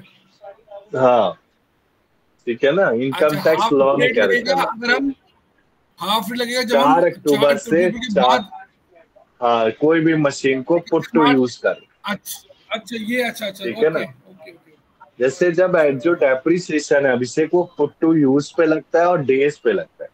सो डेज का मैंने लिमिट आपको समझा दिया। ये जो नोट्स है ना काफी हेल्पफुल रहेंगे आपके, काफी इजी हैं बच्चों के लिए। ये जो क्लासेस, ये जितनी भी मैंने इनकम टैक्स कराई, ये सारे 8 स्ट्रीम के थे, तो मैं उनको ऐसे ही पढ़ाता था, ठीक है ना? वो पास भी हो, ऐसा नहीं कि नहीं हो, अच्छे नंबर भी आए थे सबके, ठीक है? फर्स्ट अप्रैल टेंशन मतलब आपका भी इजी आएगा बेटा टैक्सेशन का पेपर। अब देखो इसके बाद सेक्शन सर, अभी 35 प्रीलिमिनरी। मैं पूरा कंफ्यूज हूँ, सिलेबस क्या है? सिलेबस मैंने बताया तो 5 हेड ऑफ इनकम है, सेट ऑफ, ये थोड़ा बड़ा है बेटा, वास्ट है इनकम टैक्स लॉ, तो इसमें नहीं थोड़ा सर, बहुत तो वैसे करके वैसे चल। सब्जेक्ट में कंफ्यूज हूँ कि कौन कौन से आ रहे हैं। अभी मैम पूछूंगा मैम। तो वही आ रहे ना, नए आ रहे बेटा। मैंने मैम आप को ना बोल लास्ट के में ना भिजो। मुझे 5 मिनट में लिखवा देना सर। हाँ मैं लिखो, 2 बदले हैं ना आपके। जो सीआरपीसी आप उसको लास्ट में भाई लिखवा छोड़ देना दो, सर। भूल जाओ, बीएनएसएस करके जाओ इस बार। इस बार बीएनएसएस हाँ, से एग्जाम आएगा, और उससे क्या नाम है वो, क्या था वो, बीएसए। एविडेंस छोड़ देना, सेक्शन नए करके जाना इस बार, ठीक है ना? हाँ सर, आप तो मुझे लास्ट में बता देना, एक बार लिखवा देना। मैं दिखा दूंगा, स्क्रीनशॉट भी दिखा दूंगा, ठीक है ना? मैसेज में जो आए मेरे ठीक है पास सर, मैम के थ्रू। ठीक देखो है आप, ठीक। प्रीलिमिनरी एक्सपेंसेस सेक्शन 35D में, ये वह एक्सपेंसेस होते हैं जो बिजनेस से स्टार्ट करने से पहले होते हैं। जैसे कि मेमोरेंडम ऑफ एसोसिएशन किसी कंपनी का क्या दिखाता है, object clause, article of association, legal fees, brokerage, ठीक है ना, इंजीनियरिंग सर्विसेज। अब इसकी भी लिमिट है बेटा, बस परसेंटेज लर्न कर लो, इनफ, और कुछ नहीं। मेरे को नहीं लगता है क्वेश्चन आएगा। अगर इंडियन कंपनी की बात की तो 5%, और फॉरेन कंपनी की तो 5%, ऊपर से लिख लो, इनफ, ठीक है ना? इसमें डिडक्शन है, जैसे कॉस्ट ऑफ कैपिटल यानी कि 50 लाख का 5% तो 2,50,000, और कैपिटल एम्प्लॉयड तो दोनों का हाइयर, दोनों का क्या लेना है, हाइयर, या तो कॉस्ट ऑफ प्रोजेक्ट का, कैपिटल एम्प्लॉयड का, फिर इसका 1/5 ले लेना है डिडक्शन। तो दोनों का हाइयर लिया, फिर 1/5 लिया, यानी कि 50,000, to be claimed in 5 consecutive financial year. इसके बाद ये एक्चुअल कॉस्ट है, इसको देख लेना, इंपॉर्टेंट नहीं है। हाँ, ये इंपॉर्टेंट अब करा रहा हूँ। तो बेटा आपके एग्जाम जब आता है, आपका जो ये बजट आता है, बजट में हर साल डिडक्शन चेंज कर दी जाती है, यानी कि परसेंटेज चेंज होती है। जैसे कि डिडक्शन है RICU, अब ये RICU क्या है, रिसर्च इंस्टीट्यूट, कॉलेज और यूनिवर्सिटी, कोई अगर इनमें कंट्रीब्यूशन दे रहा है, तो अगर साइंटिफिक रिसर्च है तो 100% ही रहेगा, सोशल रिसर्च है तो 100%, यानी कि सबका 100 है। बस IIT का कितना है, 150, ठीक है? इतना परसेंटेज लर्न कर लो आप, इनफ है। उसके अलावा मत मत मत करो कुछ भी, परसेंटेज कर लो, बहुत है। इसमें भी 100% है, देख लो आप। फिर बैड डेप्थ आपको बताइए, कोई लॉस हो गया, बैड डेप्थ अगर किसी एक्चुअल बैड डेप्थ कोई रिलेटेड बैड डेप्थ है तो उसे कंसीडर नहीं करते, बट सेल्स पे हम अलाउड कर देते हैं। अब देखो अगर कोई एनिमल है, वो लाइफ स्टॉक आपका एनिमल में आ गया, काउ, हॉर्स, उनकी डिडक्शन हम कैसे लेते हैं? अगर कोई एनिमल परमानेंटली यूजलेस बन गया या फिर डाइड हो गया, तो कॉस्ट ऑफ एनिमल से उसकी स्क्रैप वैल्यू को माइनस कर देते हैं। प्रोविडेंट फंड मैंने आपको बता दिए थे, याद है ना? प्रोविडेंट फंड हमने किया था सैलरी में, काफी सारे प्रोविडेंट फंड किए थे, recognise, unrecognise, public provident fund, superannuation और स्टैट्यूटरी। ठीक है, तो पब्लिक प्रोविडेंट फंड जैसे हम लोग प्रोविडेंट फंड बनाते थे, रिकॉग्नाइज जो हमें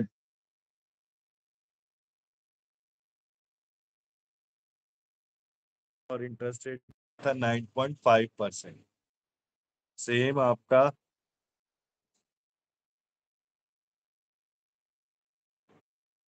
वॉइस आ रही है बेटा आपको? It's clear clear. क्लियर है ना? ठीक है, इसके बाद देखो बेटा, फिर सिक्योरिटी, टैक्सेबल, जनरल को डिडक्शन, इनको ऊपर ऊपर से देख लेना, इतना इम्पोर्टेंट नहीं है। फिर एक ये दूसरा, ये पूरी कॉपी भर गई थी, फिर दूसरे में करा बच्चे ने। एक मिनट,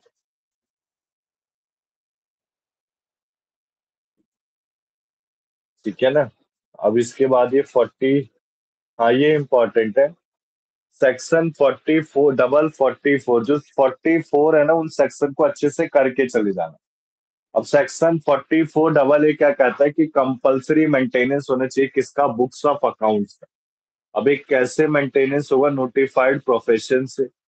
अगर 1.5 लाख एक्सीड कर रहा है तो मतलब आपका कंपलसरी मेंटेनेंस होना चाहिए, बुक्स ऑफ अकाउंट्स को मेंटेन करना चाहिए। अभी बुक्स ऑफ अकाउंट्स में क्या आता है? अभिषेक, संदीप बताएंगे आप, Nikita, Shivani, Joginder. Books of accounts में क्या क्या चीजें लेंगे आप?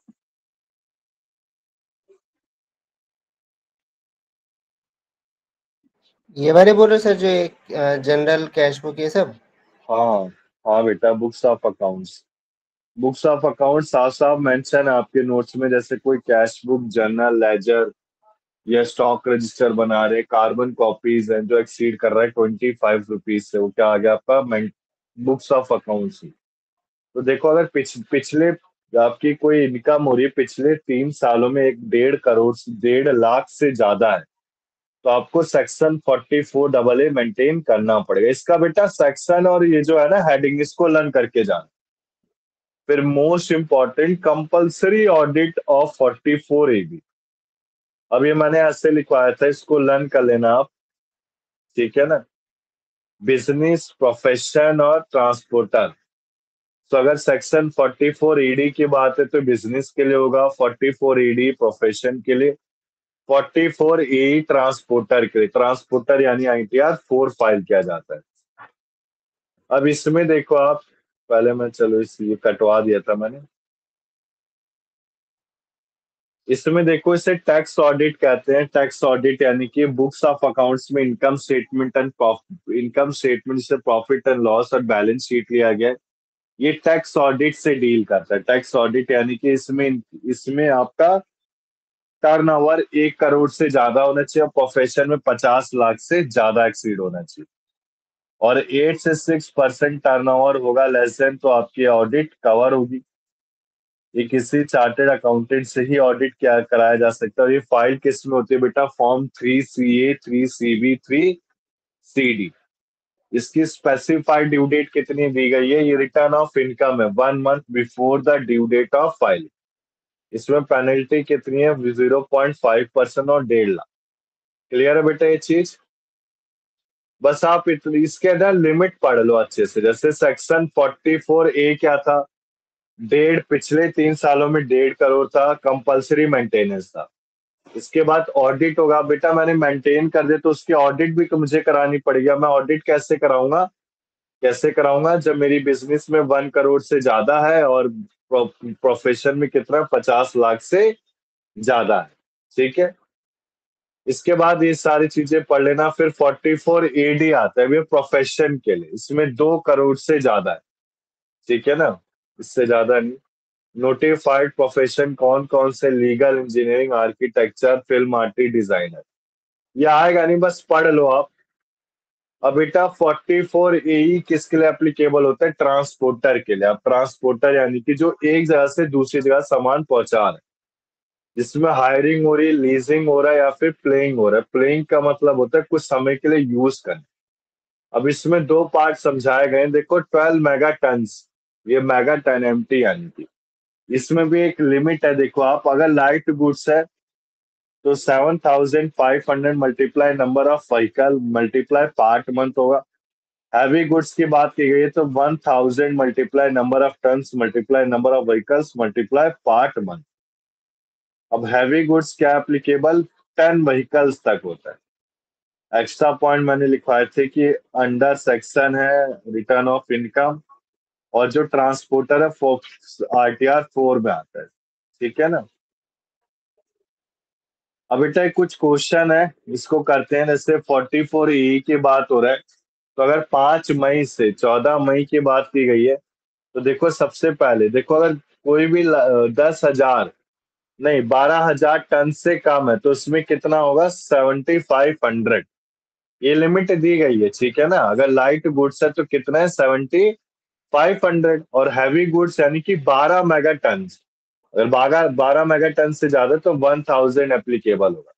तो पहले 3 केसेस देखो क्या है। जैसे 15 और 13,000 तो हैवी गुड्स हो गए, तो पहले के 3 क्या है, लाइट गुड्स है, तो 7500 आ गया। Multiply number of vehicle 2 3 4 2 3 4। अब लीजिंग डेट देखो, मई से 31 मार्च 11 महीने, पार्ट ऑफ द मंथ।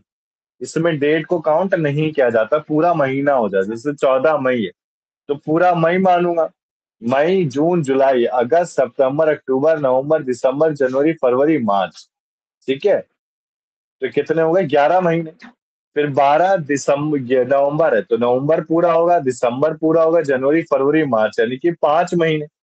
आ रहा है ना बेटा समझ में ये चीज। शिवानी ने बताओ बेटा। अभिषेक संदीप सर देख रहे हैं, सर देख रहा हूँ। समझ आएगा, टेंशन मत लो। फिर 2 जनवरी है तो जनवरी फरवरी मार्च यानी मल्टीप्लाई 3 करेंगे तो इन टोटल कितना आ रहा है, 3,67500। अब बेटा लास्ट सेकंड देखो, 15,000 और 13,000। जो 15,000 और 13,000 है क्वेश्चन में, वो हैवी गुड्स में आ गए। तो हैवी गुड्स में कितना होगा, 1,000 1,000। अब मेगा टन 10 से भी मल्टीप्लाई करते नहीं कि कितने टन का, 15 और 13। कितने व्हीकल है, 5 और 6, 5 और 6। पार्ट ऑफ मंथ यानी कि 6 अगस्त और 4 मई। तो बेटा अगस्त सितंबर अक्टूबर नवंबर दिसंबर जनवरी फरवरी मार्च, यानी कि 8 महीने। और वही मार्च में पूरा का पूरा मार्च महीना, यानी कि क्लियर। तो फर्स्ट का आंसर 367 था और सेकंड का आंसर 678। दोनों को ऐड कर दिया। आ गया बेटा एक क्वेश्चन समझ में। 44 का यही लास्ट टॉपिक है बेटा पीजीवीपी का, फिर पीजीवीपी खत्म है। फिर इनके कुछ ज्यादा लंबे क्वेश्चन होते हैं जो 6 10 10 नंबर के आते हैं, वो मैं कराऊंगा नहीं। कोई फायदा है नहीं आपके एमसीक्यू में कराने का उसका। बताओ बेटा आ गया ये चीज समझ में। सर अभी तो सर पे हाथ रखा हुआ है, आ जाएगा। ठीक है, इसको कर लेना। अगर होगा तो नेक्स्ट संडे आएंगे ना आप लोग, तो मैं हाँ मैं आऊंगा डेप्रिसिएशन सर। और ये ठीक है मैं करा दूंगा, सामने सामने करा दूंगा। थैंक ठीक यू, है ना, थैंक यू लिख सर। के बोर्ड पे लिख के बता दूंगा। चलें बेटा कर आगे। दीजिएगा, पढ़ेंगे शिवानी, सर। ठीक है बेटा। शिवानी जी अभिषेक सर। संदीप चले आगे। जी सर। आ रहा है ना, यस थोड़ा सर। बहुत आ रहा है कि ऊपर से गया सर सब है मतलब नहीं बोरी। नहीं, थोड़ा बहुत समझ में आ रहा है, बट उसके लिए ना अभी इसके लिए थोड़ा और डीपली समझना पड़ेगा, क्योंकि अभी क्या आप समझा रहे हो ना तो समझ में आ रहा है। 5 या क्लास खत्म हो गई ना सब भूल जाएंगे, तो वो वाला भी सिनेरियो प्रेजेंट होगा इसमें। सर अभी ना अभी अभी सर पे हाथ रखा हुआ है सर। हाँ। मैं भी संदीप ने भी रखा पढ़ता हूँ हुआ ना है तो सर। मैं भी भूल जाता हूँ। मैं भी है ना कई बार पढ़ता हूँ ना अपनी चीजें, तो यार नहीं याद रहता भाई, बिजी रहता है बंदा। अब देखो मैं आगे चल रहा हूँ बेटा। इसके बाद सेक्शन 40B लास्ट है, कोई रेम्युनरेशन सैलरी पार्टनर के लिए। अब ये बुक प्रॉफिट है, इसको भी चलो मैं जब आओगे ना तो करा ही दूंगा एक दिन बैठ के। इसको करा, ये खैर इम्पोर्टेंट है, इसको छोड़ने वाला नहीं है। करा दूं क्या इसे, कर ही लेता हूँ बेटा। देखो सबसे पहले इसकी लिमिट है एक, आपका रेम्युनरेशन बुक प्रॉफिट पे कैसे कैलकुलेट होता है। सबसे पहले इसका रेट देखो। जैसे मैंने क्वेश्चन दिया कि फर्स्ट 3 लाख पे कितना लगेगा, 90%, और 1.5 lakh whichever is higher, तो हरदम बेटा 90% ही हायर आएगा, यानी कि 2,70,000 और रिमेनिंग पे 60%। तो एक क्वेश्चन गिवन है, आ सकता है एग्जाम में, 12 लाख है तो 12 लाख का 90% पहले 3 लाख पे 90 यानी कि 2,70,000 और 1.5 लाख whichever is higher, तो 2,70,000 तो हरदम हाईएस्ट आएगा। और फिर देखो 12 में से 3 माइनस किया तो 9 लाख का 60% 5,40,000। तो रेम्युनरेशन कितनी आ गई? 2,70,000 प्लस 5,40,000 यानी कि 8,10,000। क्लियर है क्वेश्चन? ये तो आसान है बेटा, देखते ही आ जाएगा समझ में। पहले 3 लाख पे 90% और रिमेनिंग पे 60%। बोलो बेटा, चले आगे हम। सर ये आगे चले सर। इसके बाद ये क्वेश्चन नहीं, इनको देख लेना आप लोग एक बार, ठीक है ना। फिर ये देख लेंगे सर। पीजीबीपी का पूरा फॉर्मेट कराया है जो आता है एग्जाम में, ये 6-10 मार्क्स का आता है। अभी मत करो इसे, आप नहीं कर पाओगे। वैसे भी एग्जाम में आना है, नहीं तो करके फायदा ही क्या है, टाइम बर्बाद करनी है बस अपनी। थ्योरी में थोड़ा ज्यादा ध्यान दे लो आप लोग। इसके बाद देखो ये कुछ क्वेश्चन थे जो पूरे 5 हेड ऑफ इनकम में मैंने कराए थे, इसको छोड़ दो बेटा। अब आता है आपका डिडक्शन। सो डिडक्शन एक चैप्टर ये आएगा, इंपॉर्टेंट है, 80C से 80U। अब ये 80C से 80U डिडक्शन होती क्या है? जैसे कि मैंने पांचों हेड ऑफ इनकम को जोड़ लिया, जोड़ने के बाद उसमें डिडक्शन को सब्ट्रैक्ट किया जाता है। अभी डिडक्शन है क्या, देखो आप। सबसे पहले सारे 5 हेड ऑफ इनकम को जोड़ा जाता है, फिर उसके बाद सब्ट्रैक्ट किया जाता है डिडक्शन। देखो ये लिखा है इसमें, सारे हेड ऑफ इनकम को जोड़ लिया, जीटीआई आ गया, जीटीआई से डिडक्शन को माइनस कर दिया। अब बेटा आपको ये सारी चीजें लर्न करके जानी है जो दे रखा है ना इसमें। देखो आपके पिछले एग्जाम में भी आया था कि 80C की कोई डिडक्शन है तो 1,50,000 है, डज नॉट एक्सीड 1,50,000। अभी 80C में क्या आता है? कोई मैंने इन्वेस्टमेंट किस में की है? लाइफ इंश्योरेंस कॉर्पोरेशन में की है, कोई public provident fund, Sukanya Samriddhi scheme, mutual fund, child tuition fees, ये सब मेंशन। चलूं बेटा आगे मैं? ये में मैंने इंपॉर्टेंट लिखवाया होगा बच्चों को। हाँ, इंपॉर्टेंट डिडक्शन ये है, देखो ये पढ़ लेना काफी है। जैसे 80C की लिमिट जरूर करके जाने, डिडक्शन में ये जरूर पूछता है। जैसे 80C की कितनी है? 1,50,000। अभी 80D की करा रहा हूँ, ये इंपॉर्टेंट है डिडक्शन। पहले चलो इसी से कर लेते। 1,50,000 हो गया। फिर 80D है बेटा, 80D की कितनी है? देखो 1 लाख। मेडिकल इंश्योरेंस कितनी है? 1 लाख। इसके बाद 80DD बेटा, सीवियर डिसेबिलिटी। नॉर्मल डिसेबिलिटी है तो 75,000 मिलेगा, और कोई सीवियर डिसेबिलिटी है तो 1,25,000 मिलेगा। इसके बाद सेक्शन 80E है, कोई लोन लिया है किस पे? हायर एजुकेशन पे, तो कोई लिमिट नहीं है। इसके बाद जो मैंने कट कराया इसको छोड़ देना है, कट है, इंपॉर्टेंट नहीं है आपके लिए इतना। इसके बाद देखो 80G डोनेशन के लिए, डोनेशन की कितना होता है? 100% या फिर 50%। फिर 80GG होता है कोई इनकम टैक्स, हाउस रेंट, इसको स्किप कर दो, कोई इंपॉर्टेंट नहीं है इतना, ये भी कट करा दिए थे मैंने। देखो 80U था बेटा, 80U इंपॉर्टेंट है, मैंने बता दिया। नॉर्मल डिसेबिलिटी तो 75,000, सीवियर डिसेबिलिटी तो 1,25,000। इसके बाद देखो 80TTA saving deposit up to 10,000, ये लर्न कर लेना, इंपॉर्टेंट है। सबसे पहले हमने पढ़ा 80C कितना है? 1,50,000। 80D मेडिक्लेम कितना है? 1 लाख।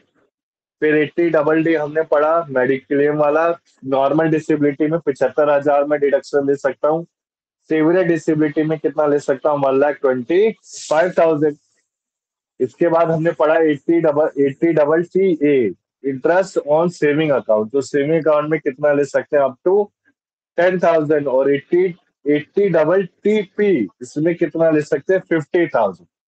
फिर लास्ट में हमने पढ़ा 80U डिसेबल्ड इंडिविजुअल, इसमें भी वही है, नॉर्मल में 75,000 है और सीवियर डिसेबिलिटी में कितना है? 1,25,000। ठीक है, कोई डाउट है बेटा इसमें? बताओ बेटा, Abhishek, Sandeep. No sir. No. जो आपका एग्जाम पेपर है, रुको 1 मिनट, जो आपका एग्जाम पेपर है ना, देखो मैंने एग्जाम पेपर पहुंचवा दिया मैम के थ्रू, पहुंच जाएगा आज में। ये जो एग्जाम पेपर आया ना, इसमें गिन के बस 2 ही क्वेश्चन दिए उसने डिडक्शन के। तो ऐसा नहीं कि एक ही टॉपिक से सारे क्वेश्चन भर के आएंगे, ऐसी टेंशन मत लेना। जैसे डिडक्शन, रुको एक मिनट दिखाता हूँ।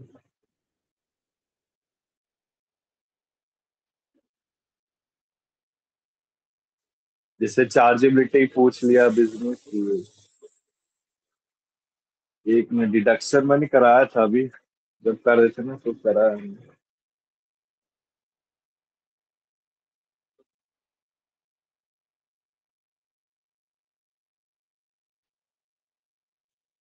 एट्टी सी का ही था डिडक्शन। एक मिनट बेटा रुको, मैं देख लूं। हाँ ये रहा। मैक्सिमम रिबेट कितना ले सकते हैं? क्वेश्चन नंबर 46 का आंसर बताओ अभिषेक संदीप। तो जो इम्पोर्टेंट कराया उसी से एग्जाम में आएगा, टेंशन मत लो आप। बताओ 1.5 बेटा। lakhs 1.5 हाँ वेरी गुड, वेरी गुड। ठीक है ना, तो एक ही क्वेश्चन पूछा इन्होंने, बड़े बड़े बेकार लोग हैं। इसके बाद 49 पूछा है, अभिषेक बताएंगे 49 का आंसर। बताओ अभिषेक संदीप, 49 का आंसर क्या है? इंटरेस्ट ऑन एजुकेशन लोन किस सेक्शन में आता है? जो 5 है ना important, 80C, 80D, 80E, 80TTA, 80U, ये करके चले जाना। बोलो बेटा जल्दी। 80 है सर। अब इसका 48 का आंसर बताओ बेटा संदीप। 80TTA, वही लिमिट पूछ रहा है आपसे और कुछ नहीं। 3 क्वेश्चन वही सेम के सेम आ गए पेपर में। बोलो 48 का आंसर। यही है सर, 15,000। नहीं बेटा, 15 कहाँ है संदीप? अभी तो कराया है 10,000। 10। बच्चा गलत करके आया है। 10,000 अभी तो नोट्स में दिखाया था मैंने। देखो नोट्स में दिखाता हूँ। अब देखो नोट्स में बेटा 80 ये रहा। सेविंग अकाउंट का कितना है? 80 TA, डबल TA का दिखा। Okay okay okay sir. तो ये जो 5 है ना मैंने इंपॉर्टेंट बताए, हाँ कौन सर, से ये बताए संदीप? नोट्स, हाँ नोट्स याद कर लेंगे सर, समझिए, थैंक यू। ठीक है ना, तो इसको लर्न करके चले जाना, और विद सेक्शन के साथ। क्या बताओ, ये हेडिंग पूछ ले और सेक्शन पूछ ले, फिर आप पजल हो जाओगे। ठीक है ना, हाँ, ये जैसे बात। इन्वेस्टमेंट इन पब्लिक PPF पूछ लिया, फिर सेक्शन पजल हो गए आप। तो 80C है। मेडिक्लेम का 80D है। ठीक है ना, डिसेबल्ड इंडिविजुअल का 80U है। डिसेबिलिटी का 80U है। और इंटरेस्ट ऑन सेविंग अकाउंट का 80TTA है, 10,000। Interest on fix deposit, saving plus fix deposit कितना है? 50,000। ठीक है ना, जिसमें 60 ईयर से ज्यादा है। यानी अगर 60 ईयर से कम है तो 10,000, 60 ईयर से ज्यादा तो 50,000। इसके बाद डिसेबल्ड में कितना था? 75,000 और 1,25,000, नॉर्मल डिसेबिलिटी और सीवियर डिसेबिलिटी। ठीक है। अब बेटा मैंने डिडक्शन करा लिए, कुछ क्वेश्चन इनको स्किप कर दो यार। मेरे पे भरोसा रखो, नहीं आएगा इतना। ठीक है ना, इतना बेटा आप लोग आप पे कर भी नहीं भरोसा है सकते सर, यार। आप पे भरोसा है सर। नहीं तो बेटा आपका दिमाग का दही बन जाएगा, तो मैं सर छछावे तरह कर भी नहीं सकते। अभी इनकम टैक्स पूरी कराई कहाँ है? इसको मैं, आप हंस रही है, जो नोट्स आने बनाए इनको बनवाने में मुझे 7 महीने लग गए थे। तो समय लगता है इसमें, ऐसा नहीं है। अब TDS क्या होता है? जैसे बेटा हम सब जॉब करते हैं, पहले TDS से पहले मैं सेट ऑफ और क्लबिंग करा दूं, वो इम्पोर्टेंट है। तो set of, return of income भी आज ही करेंगे हम, ज्यादा बढ़ेंगे, छोटे छोटे टॉपिक है सारे। अच्छा एडवांस टैक्स है ना। हाँ ये रहा क्लबिंग, ये रहा सेट ऑफ आ गया। सेट ऑफ मैंने आखिरी में कराया हुआ लिखा है। बच्चे भी ना समझी करते हैं, सेट ऑफ कहाँ चला गया? सेट ऑफ कराया, ये रहा सेट ऑफ। तो set of and carry forward क्या है? देखो आप, सेट ऑफ जैसे बेटा मेरे किसी, अब मैं ये तो है नहीं, पांचों हेड ऑफ इनकम में हरदम प्रॉफिट है, कई बार लॉस भी आ जाता है। तो लॉस को सेट किया जाता है किससे? किसी और हेड से। तो इसका सेक्शन किस में आता है? सेक्शन 75 में। यही क्वेश्चन एग्जाम में बस एक क्वेश्चन पूछा था। अगर सेम हेड है, देखो स्पेकुलेशन बिजनेस का लॉ स्पेकुलेशन बिजनेस से ही होगा। 35 एडी क्या था बेटा, जैसे वो पीजीबीपी का ही, इसमें जो जनरल डिडक्शन थी उसकी बात हो रहा है। तो जैसे कोई स्पेसिफाइड बिजनेस है, स्पेसिफाइड बिजनेस का लॉस स्पेसिफाइड बिजनेस के प्रॉफिट से ही सेट ऑफ होगा। ध्यान देंगे, long term capital gain, long term capital loss, long term capital gain से ही होगा। Loss from house property, income from house property से ही होगा। इंट्रा यानी किसी अदर से कोई लॉस है तो किसी हेड से भी हो सकता है। Short term capital loss short term या लॉन्ग टर्म किसी से भी हो सकता है, ठीक है ना। अब बेटा ये स्क्रीनशॉट ले लो आप लोग इस चीज का। अभिषेक, संदीप, इसका स्क्रीनशॉट ले लेना, ये एग्जाम में इंपॉर्टेंट है, ठीक है ना। मैं भी अगर एग्जाम होते हैं मेरे तो मैं एमसीक्यू में यही पढ़ के जाता था कि हाउस प्रॉपर्टी तो उसका कैरी फॉरवर्ड कब तक करा जा सकता है, 8 साल।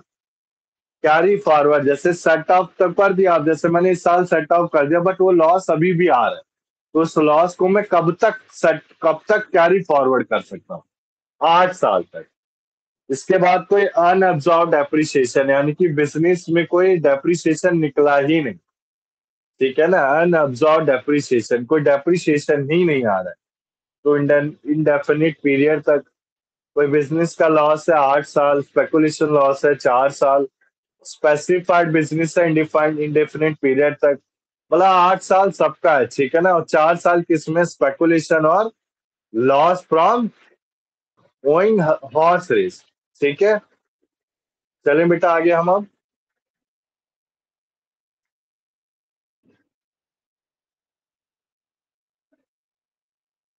बताओ बेटा अभिषेक, संदीप, चले आगे। जी सर। जी जी जी। आ रहा है ना जोगिंदर, ये लर्न करके चले जाना, कैरी फॉरवर्ड के टाइम पीरियड, बस यही आता है यार एग्जाम में।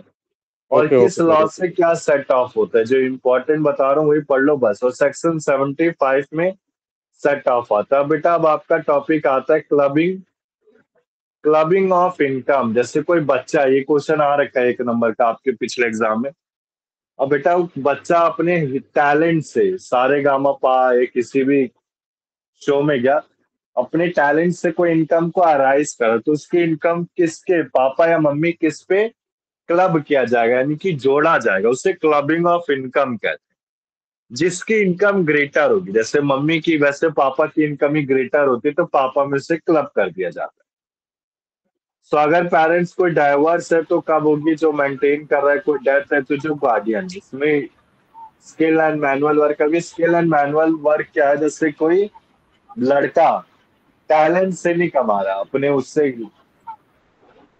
तो सर ये उसके अकाउंट में जमा नहीं होगी अगर खुला होगा तो, नहीं नहीं मंथली के अकाउंट में?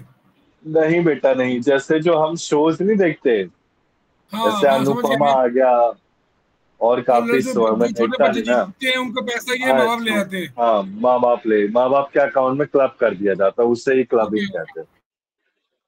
जैसे इसकी एक लिमिट है बेटा, ये चाइल्ड में स्टेप चाइल्ड और अडॉप्टेड दोनों आते हैं।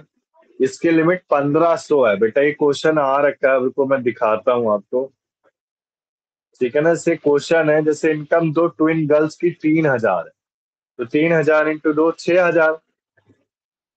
अब इसके एग्जाम्पशन कहाँ होती है, सेक्शन 32, ये भी लर्न कर लेना। Exemption of minor child section 10 clause 32, कितना, 1500 इंटू 2 3000, ठीक है अभिषेक, बताओ बेटा, यस। ठीक है ना। और वहीं एक देखो ट्विन गर्ल्स की तो निकाल लिया, अब एक लड़का है उसकी 1200 है, तो 1200 से 1200 पूरा एग्जाम्प्ट हो जाएगा। आया ना समझ, यानी कि 1500 तक एग्जाम्प्ट हो सकता है। अब जब उसकी इनकम ही 1200 हो रही है तो पूरा जीरो आ गया टैक्सेबल। टैक्सेबल कितना आ रहा है, जीरो आ रहा है। सेम लो एक और क्वेश्चन, 4000 है, 4000 इंटू 2 8000, फिर एग्जाम कितना हुआ, 3000, 5000 टैक्सेबल है। अब बॉय में 200 था, एग्जाम भी 200 हो गया, टैक्सेबल जीरो हो गया, ठीक है।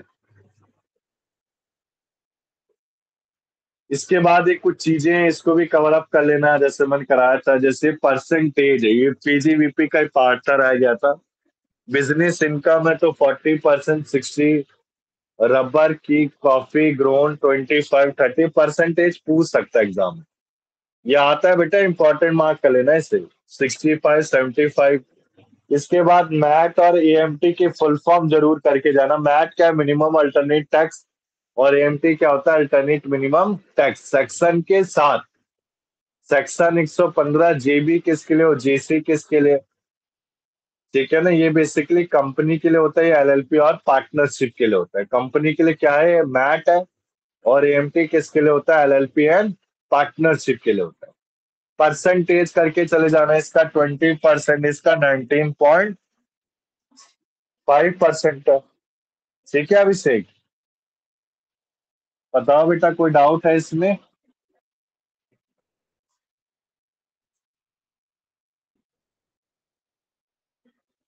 बोलो बेटा।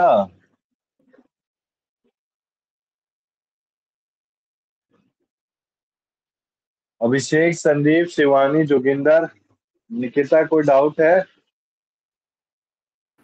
नो सर, ठीक है सर। ये थोड़ा लेंदी है बेटा, हाँ, मुझे सर। कराना पड़ेगा यार, समझो मेरी बात। ये पढ़ के जाना पड़ेगा क्योंकि लेंदी सब्जेक्ट है, कुछ भी कहीं से भी पूछ सकते हैं वो लोग। फिर पूछ लेंगे, फिर आप कहोगे कि सर हमने पढ़ा ही नहीं था ये चीज। अब देखो, रिटर्न ऑफ इनकम है। रिटर्न ऑफ इनकम होती क्या है? तो पहले मैं क्वेश्चन पेपर में वो क्वेश्चन दिखा दूं आपको। 1500 वाला भी देखा था मैंने जो। हाँ, ये वाला देखो आप। ये रहा अभिषेक, क्वेश्चन नंबर 50 सेक्शन 64 पर्सन की इनकम से डील करता है। तो किस पर्सन की इनकम को क्लब किया जाता है पर्सन की इनकम में? बताओ, सारे के सारे ही, चाहे स्पाउस हो, माइनर चिल्ड्रन इनकम हो, या फिर इनकम इनकम कोई प्रॉपर्टी हो रही किससे? सन को ट्रांसफर की जा रही है विदाउट कंसीडरेशन। ठीक है, ये भी आया था देखो। ईटीडी किससे रिलेट करता है? मेडिकल इंश्योरेंस प्रीमियम से। मेडिकल, ठीक है ना। रिबेट को 87A में बोला गया है। इसके बाद 1500 को दिखाता हूं मैं।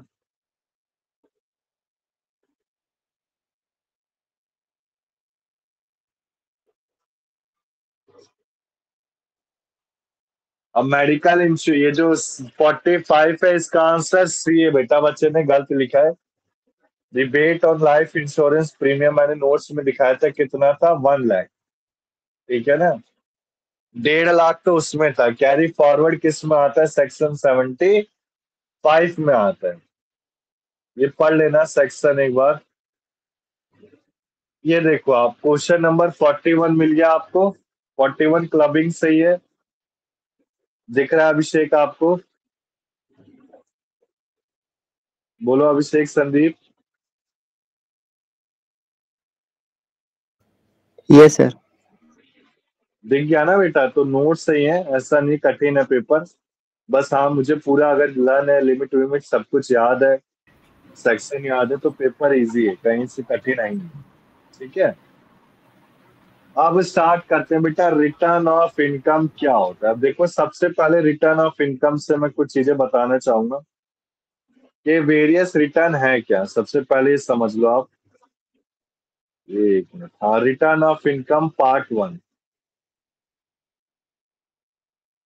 रिटर्न, और ये टीडीएस का रेट है, ये भी लर्न कर लेना। टीडीएस का रेट देखो, जो कैजुअल इनकम है उसमें 30% है। आपके एग्जाम में बस यही आ सकता है मेरे हिसाब से, और कुछ देंगे।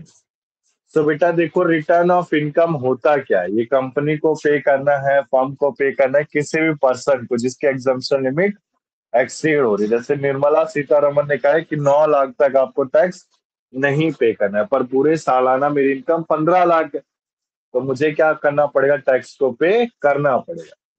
अब इसमें टाइम लिमिट दी गई। अगर कोई इंडिविजुअल एचयूएफ पार्टनरशिप फर्म है तो कब तक पे कर सकता है? 31 जुलाई तक। बट कोई कंपनी है तो कब तक पे कर सकता है? 30 सितंबर। ठीक है, इंटरनेशनल बिजनेस 30 नवंबर।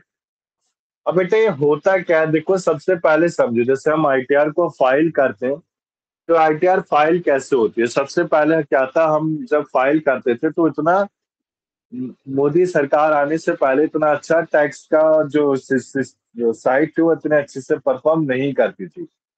यानी कि प्रिंट निकलता था, फिर उसको हम बैंगलोर में भेजते थे, कागज में पोस्ट करके बैंगलोर में पोस्ट किया करा करते थे इनकम टैक्स डिपार्टमेंट में। बट अब क्या हुआ, साइट बदली, ठीक है ना, तो डिजिटल ज्यादा करा गया। तो अब एक क्या होता है, आधार एनेबल पेमेंट सिस्टम होता है। जैसे मैंने पूरी टैक्स को फाइल कर दिया, टैक्स को फाइल करने के बाद एक ऑप्शन, 3 ऑप्शन आते हैं बेटा, ठीक है। एक आधार एनेबल ऑप्शन होता है, इसमें क्या होता है, मैंने सिंपल आधार एनेबल पेमेंट ऑप्शन किया तो मेरा अगर सारे मेरा ये मानना है सारे बच्चों का आधार एनेबल होता है किससे, बैंक अकाउंट से। सो मैंने जैसे आधार एनेबल पेमेंट सिस्टम किया तो मेरे बैंक अकाउंट में अगर रिफंड आ रहा है तो रिफंड आ जाएगा, अगर पेबल है तो मैं पे कर दूंगा टैक्स, ठीक है ना। तो ITR 5, ये जो बी है इसको ITR-V कहते हैं, फाइनल फाइनल एक्नॉलेजमेंट इसे कहा जाता है। तो फाइनल एक्नॉलेजमेंट जैसे बेटा हम कोई, जैसे आप एकेडमी की फीस पे करते हो तो आपको एक रिसीविंग देता हूँ, उसको उसको सेम रिसीविंग को हम ITR-V से कैलकुलेट करते हैं। ये 5 नहीं होता, V होता है, यानी कि फाइनल एक्नॉलेजमेंट। अभी जनरली पासवर्ड प्रोटेक्टेड होता है, कैसे एनक्रिप्टेड फाइल, इसका पासवर्ड क्या होता है देखो, DDMMYYYY पैन प्लस। सबसे पहले क्या आता है, पैन कार्ड, पैन कार्ड का पूरा नंबर, फिर डेट ऑफ बर्थ, ऐसे होता है DDMM और YY। अब फाइल कैसे करते हैं बेटा, देखो मैंने लिखवा रखा था, पहले incometax.gov.in में गए, फिर पैन कार्ड में हमने यूजर आईडी पासवर्ड क्रिएट किया, फिर ई फाइल में गए, असेसमेंट ईयर को चूज किया, फॉर्म नंबर को चूज किया, फाइल एंड सबमिट कर दी। इसके बाद ITR फॉर्म में गए, फाइनल में सबमिट किया। अब बेटा ये जरूर करके चले जाना, देखना अभिषेक, संदीप, जोगिंदर, टोटल जोगिंदर कितने ITR होते हैं बेटा, आ सकता है एग्जाम में, बताएंगे बेटा जोगिंदर। 7, very good. ITR-1 को अभिषेक क्या कहते हैं, सहज, सरल, सहज और सरल। सहज क्या होता है, आसान, सरल, या आ सकता है, इसको कहते हैं सैलरीड पर्सन, यानी सैलरीड पर्सन पे करता है। ITR-4 कौन पे करेगा, जिसकी PGBP इनकम नहीं है। ITR-3 कौन पे करेगा, जिसकी PGBP इनकम है। ये सर ITR-4 कौन करता है, मतलब सर ये सुगम जो है ITR-4 में क्या लिखा हुआ है ये बेटा ट्रांसपोर्टर है। 44A नहीं कराया था मैंने, हाँ प्रिजम्पशन इनकम। जैसे जिसकी कोई सेक्शन 44AB में आता है, AD में आता है, ADA में आता है, या फिर AE में आता है, तो क्या पे करेगा, ITR-4 पे करेगा। ITR-5, 6, 7 ये इतना इंपॉर्टेंट नहीं है, बस पढ़ के चले जाना ऊपर से। इसका भी स्क्रीनशॉट ले लो आप लोग, इंपॉर्टेंट है ये चीज। सबसे पहले सरल, सरल क्या, ITR-1 जिसे सहज कहते हैं। ITR-4 क्या है, सुगम, सुगम यानी कि कठिन, ठीक है ना, कठिन। ITR-4 कोई भी नहीं कर सकता। ITR-1 तो 12वीं पास लड़का भी यूट्यूब से देख के भर देगा, पर ITR-4 नहीं भर सकता है। क्यों, उसका रीजन क्या है, उसका रीजन क्या है, जैसे ITR-1 फाइल करते हैं तो बेटा नॉर्मल डिटेल मांगता है, ऑनलाइन कोई भी भर दे, बट ITR-4 में आपको प्रॉफिट एंड लॉस डाउनलोड करना पड़ता है एक्सेल शीट में। उस एक्सेल शीट को भरने के बाद उसे अपलोड करना पड़ता है साइड में। तो प्रॉफिट एंड लॉस की जिसको जानकारी है वही वही फाइल कर सकता है ITR-4, जो नॉर्मल इंसान नहीं कर सकता, जो एक चार्टेड अकाउंटेंट ही भर सकते हैं, ठीक है ना। इससे काफी अच्छी नॉलेज है, और वो भी आजकल गलती भरते हैं, ठीक है ना। चलूं बेटा आगे मैं,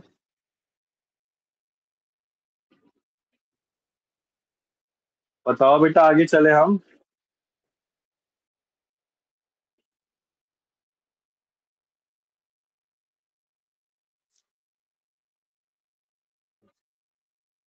बोलो बेटा, अभिषेक, संदीप, चलेंगे सर, चलेंगे।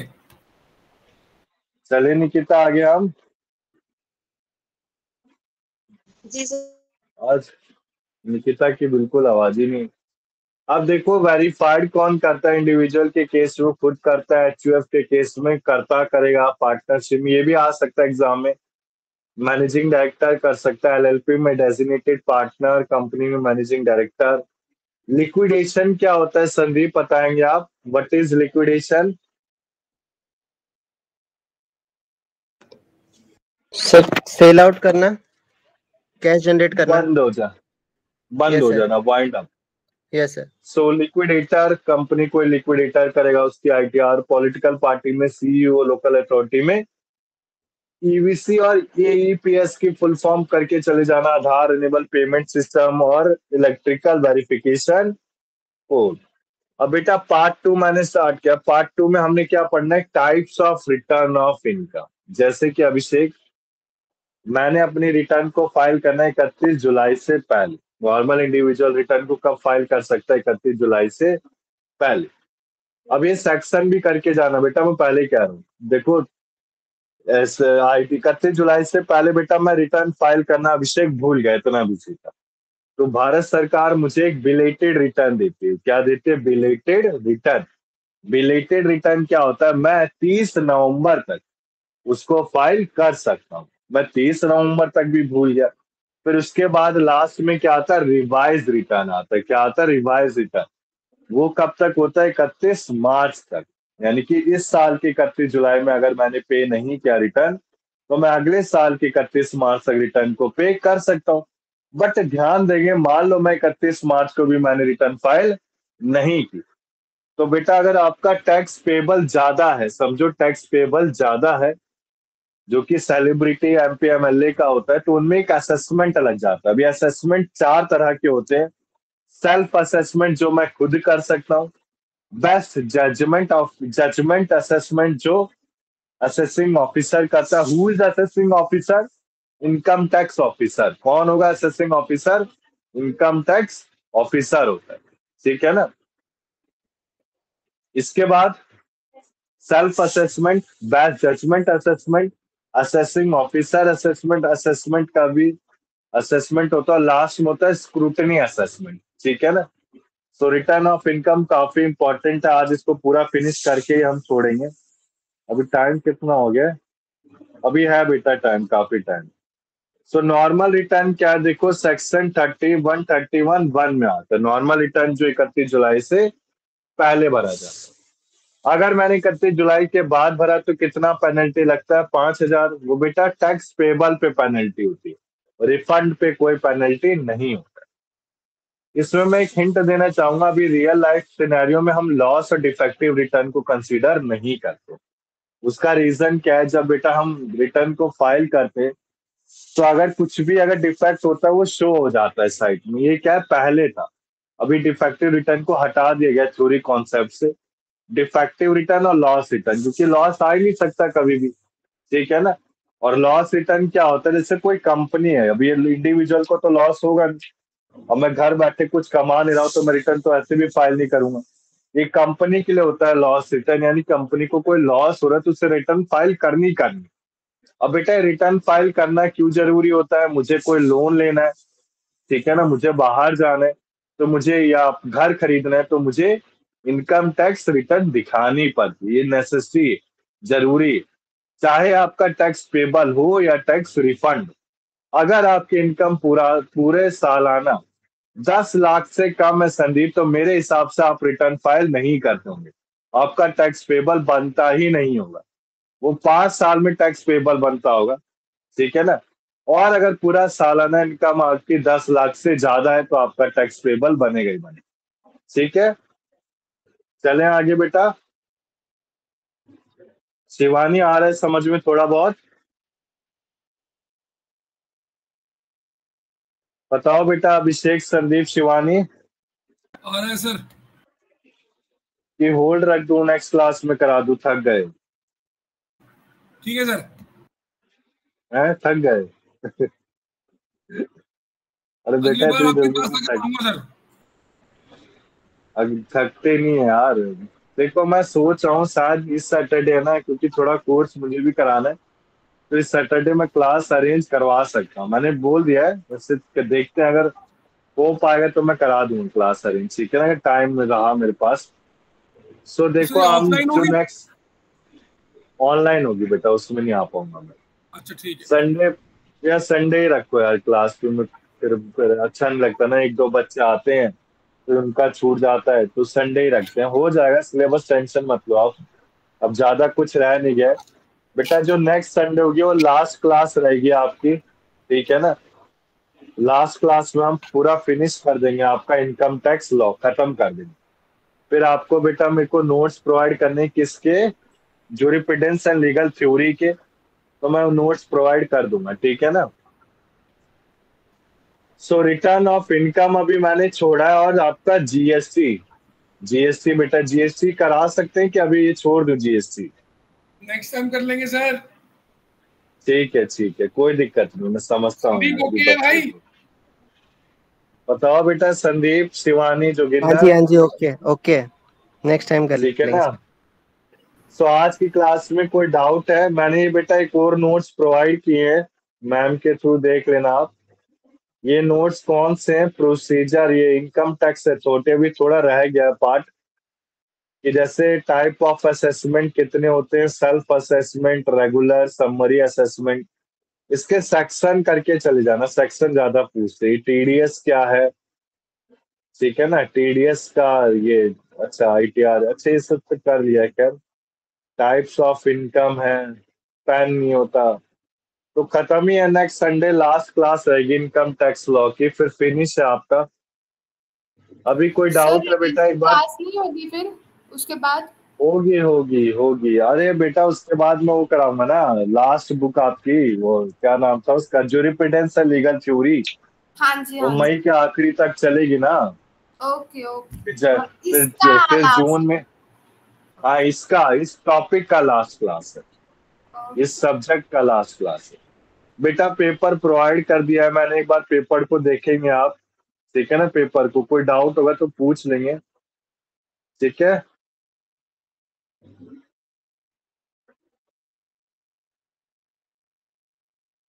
बताओ कोई डाउट है किसी को अभी?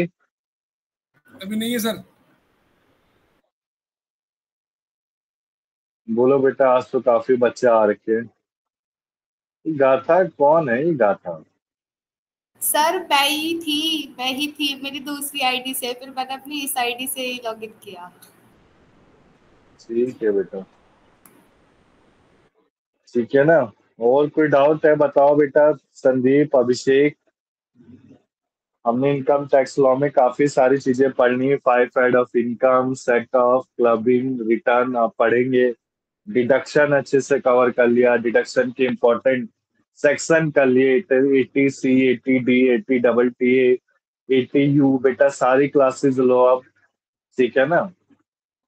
और एक बार मैम से हो सके तो पूछ लो, मैं ही पूछ लूंगा, ऐसे जून जुलाई से एग्जाम स्टार्ट हो जाएंगे आपके, ठीक है।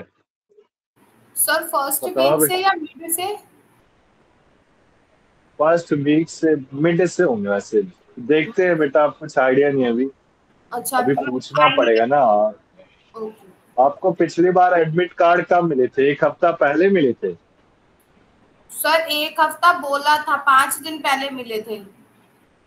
हाँ तो इतने दिन पहले मिलते ही हैं बेटा, शिवानी, जी जी। ठीक है ना। तो आज की क्लास को इतना रखते हैं बेटा, नेक्स्ट संडे मिलते हैं हम सब, ठीक ओके है। सर। ओके। ओके बेटा, जा सकते हो आप सब। Okay sir, bye, good afternoon. Good afternoon बेटा। Thank you, bye sir. Bye बेटा, बाय। जा सकते हो अभिषेक, क्लास एंड है बेटा।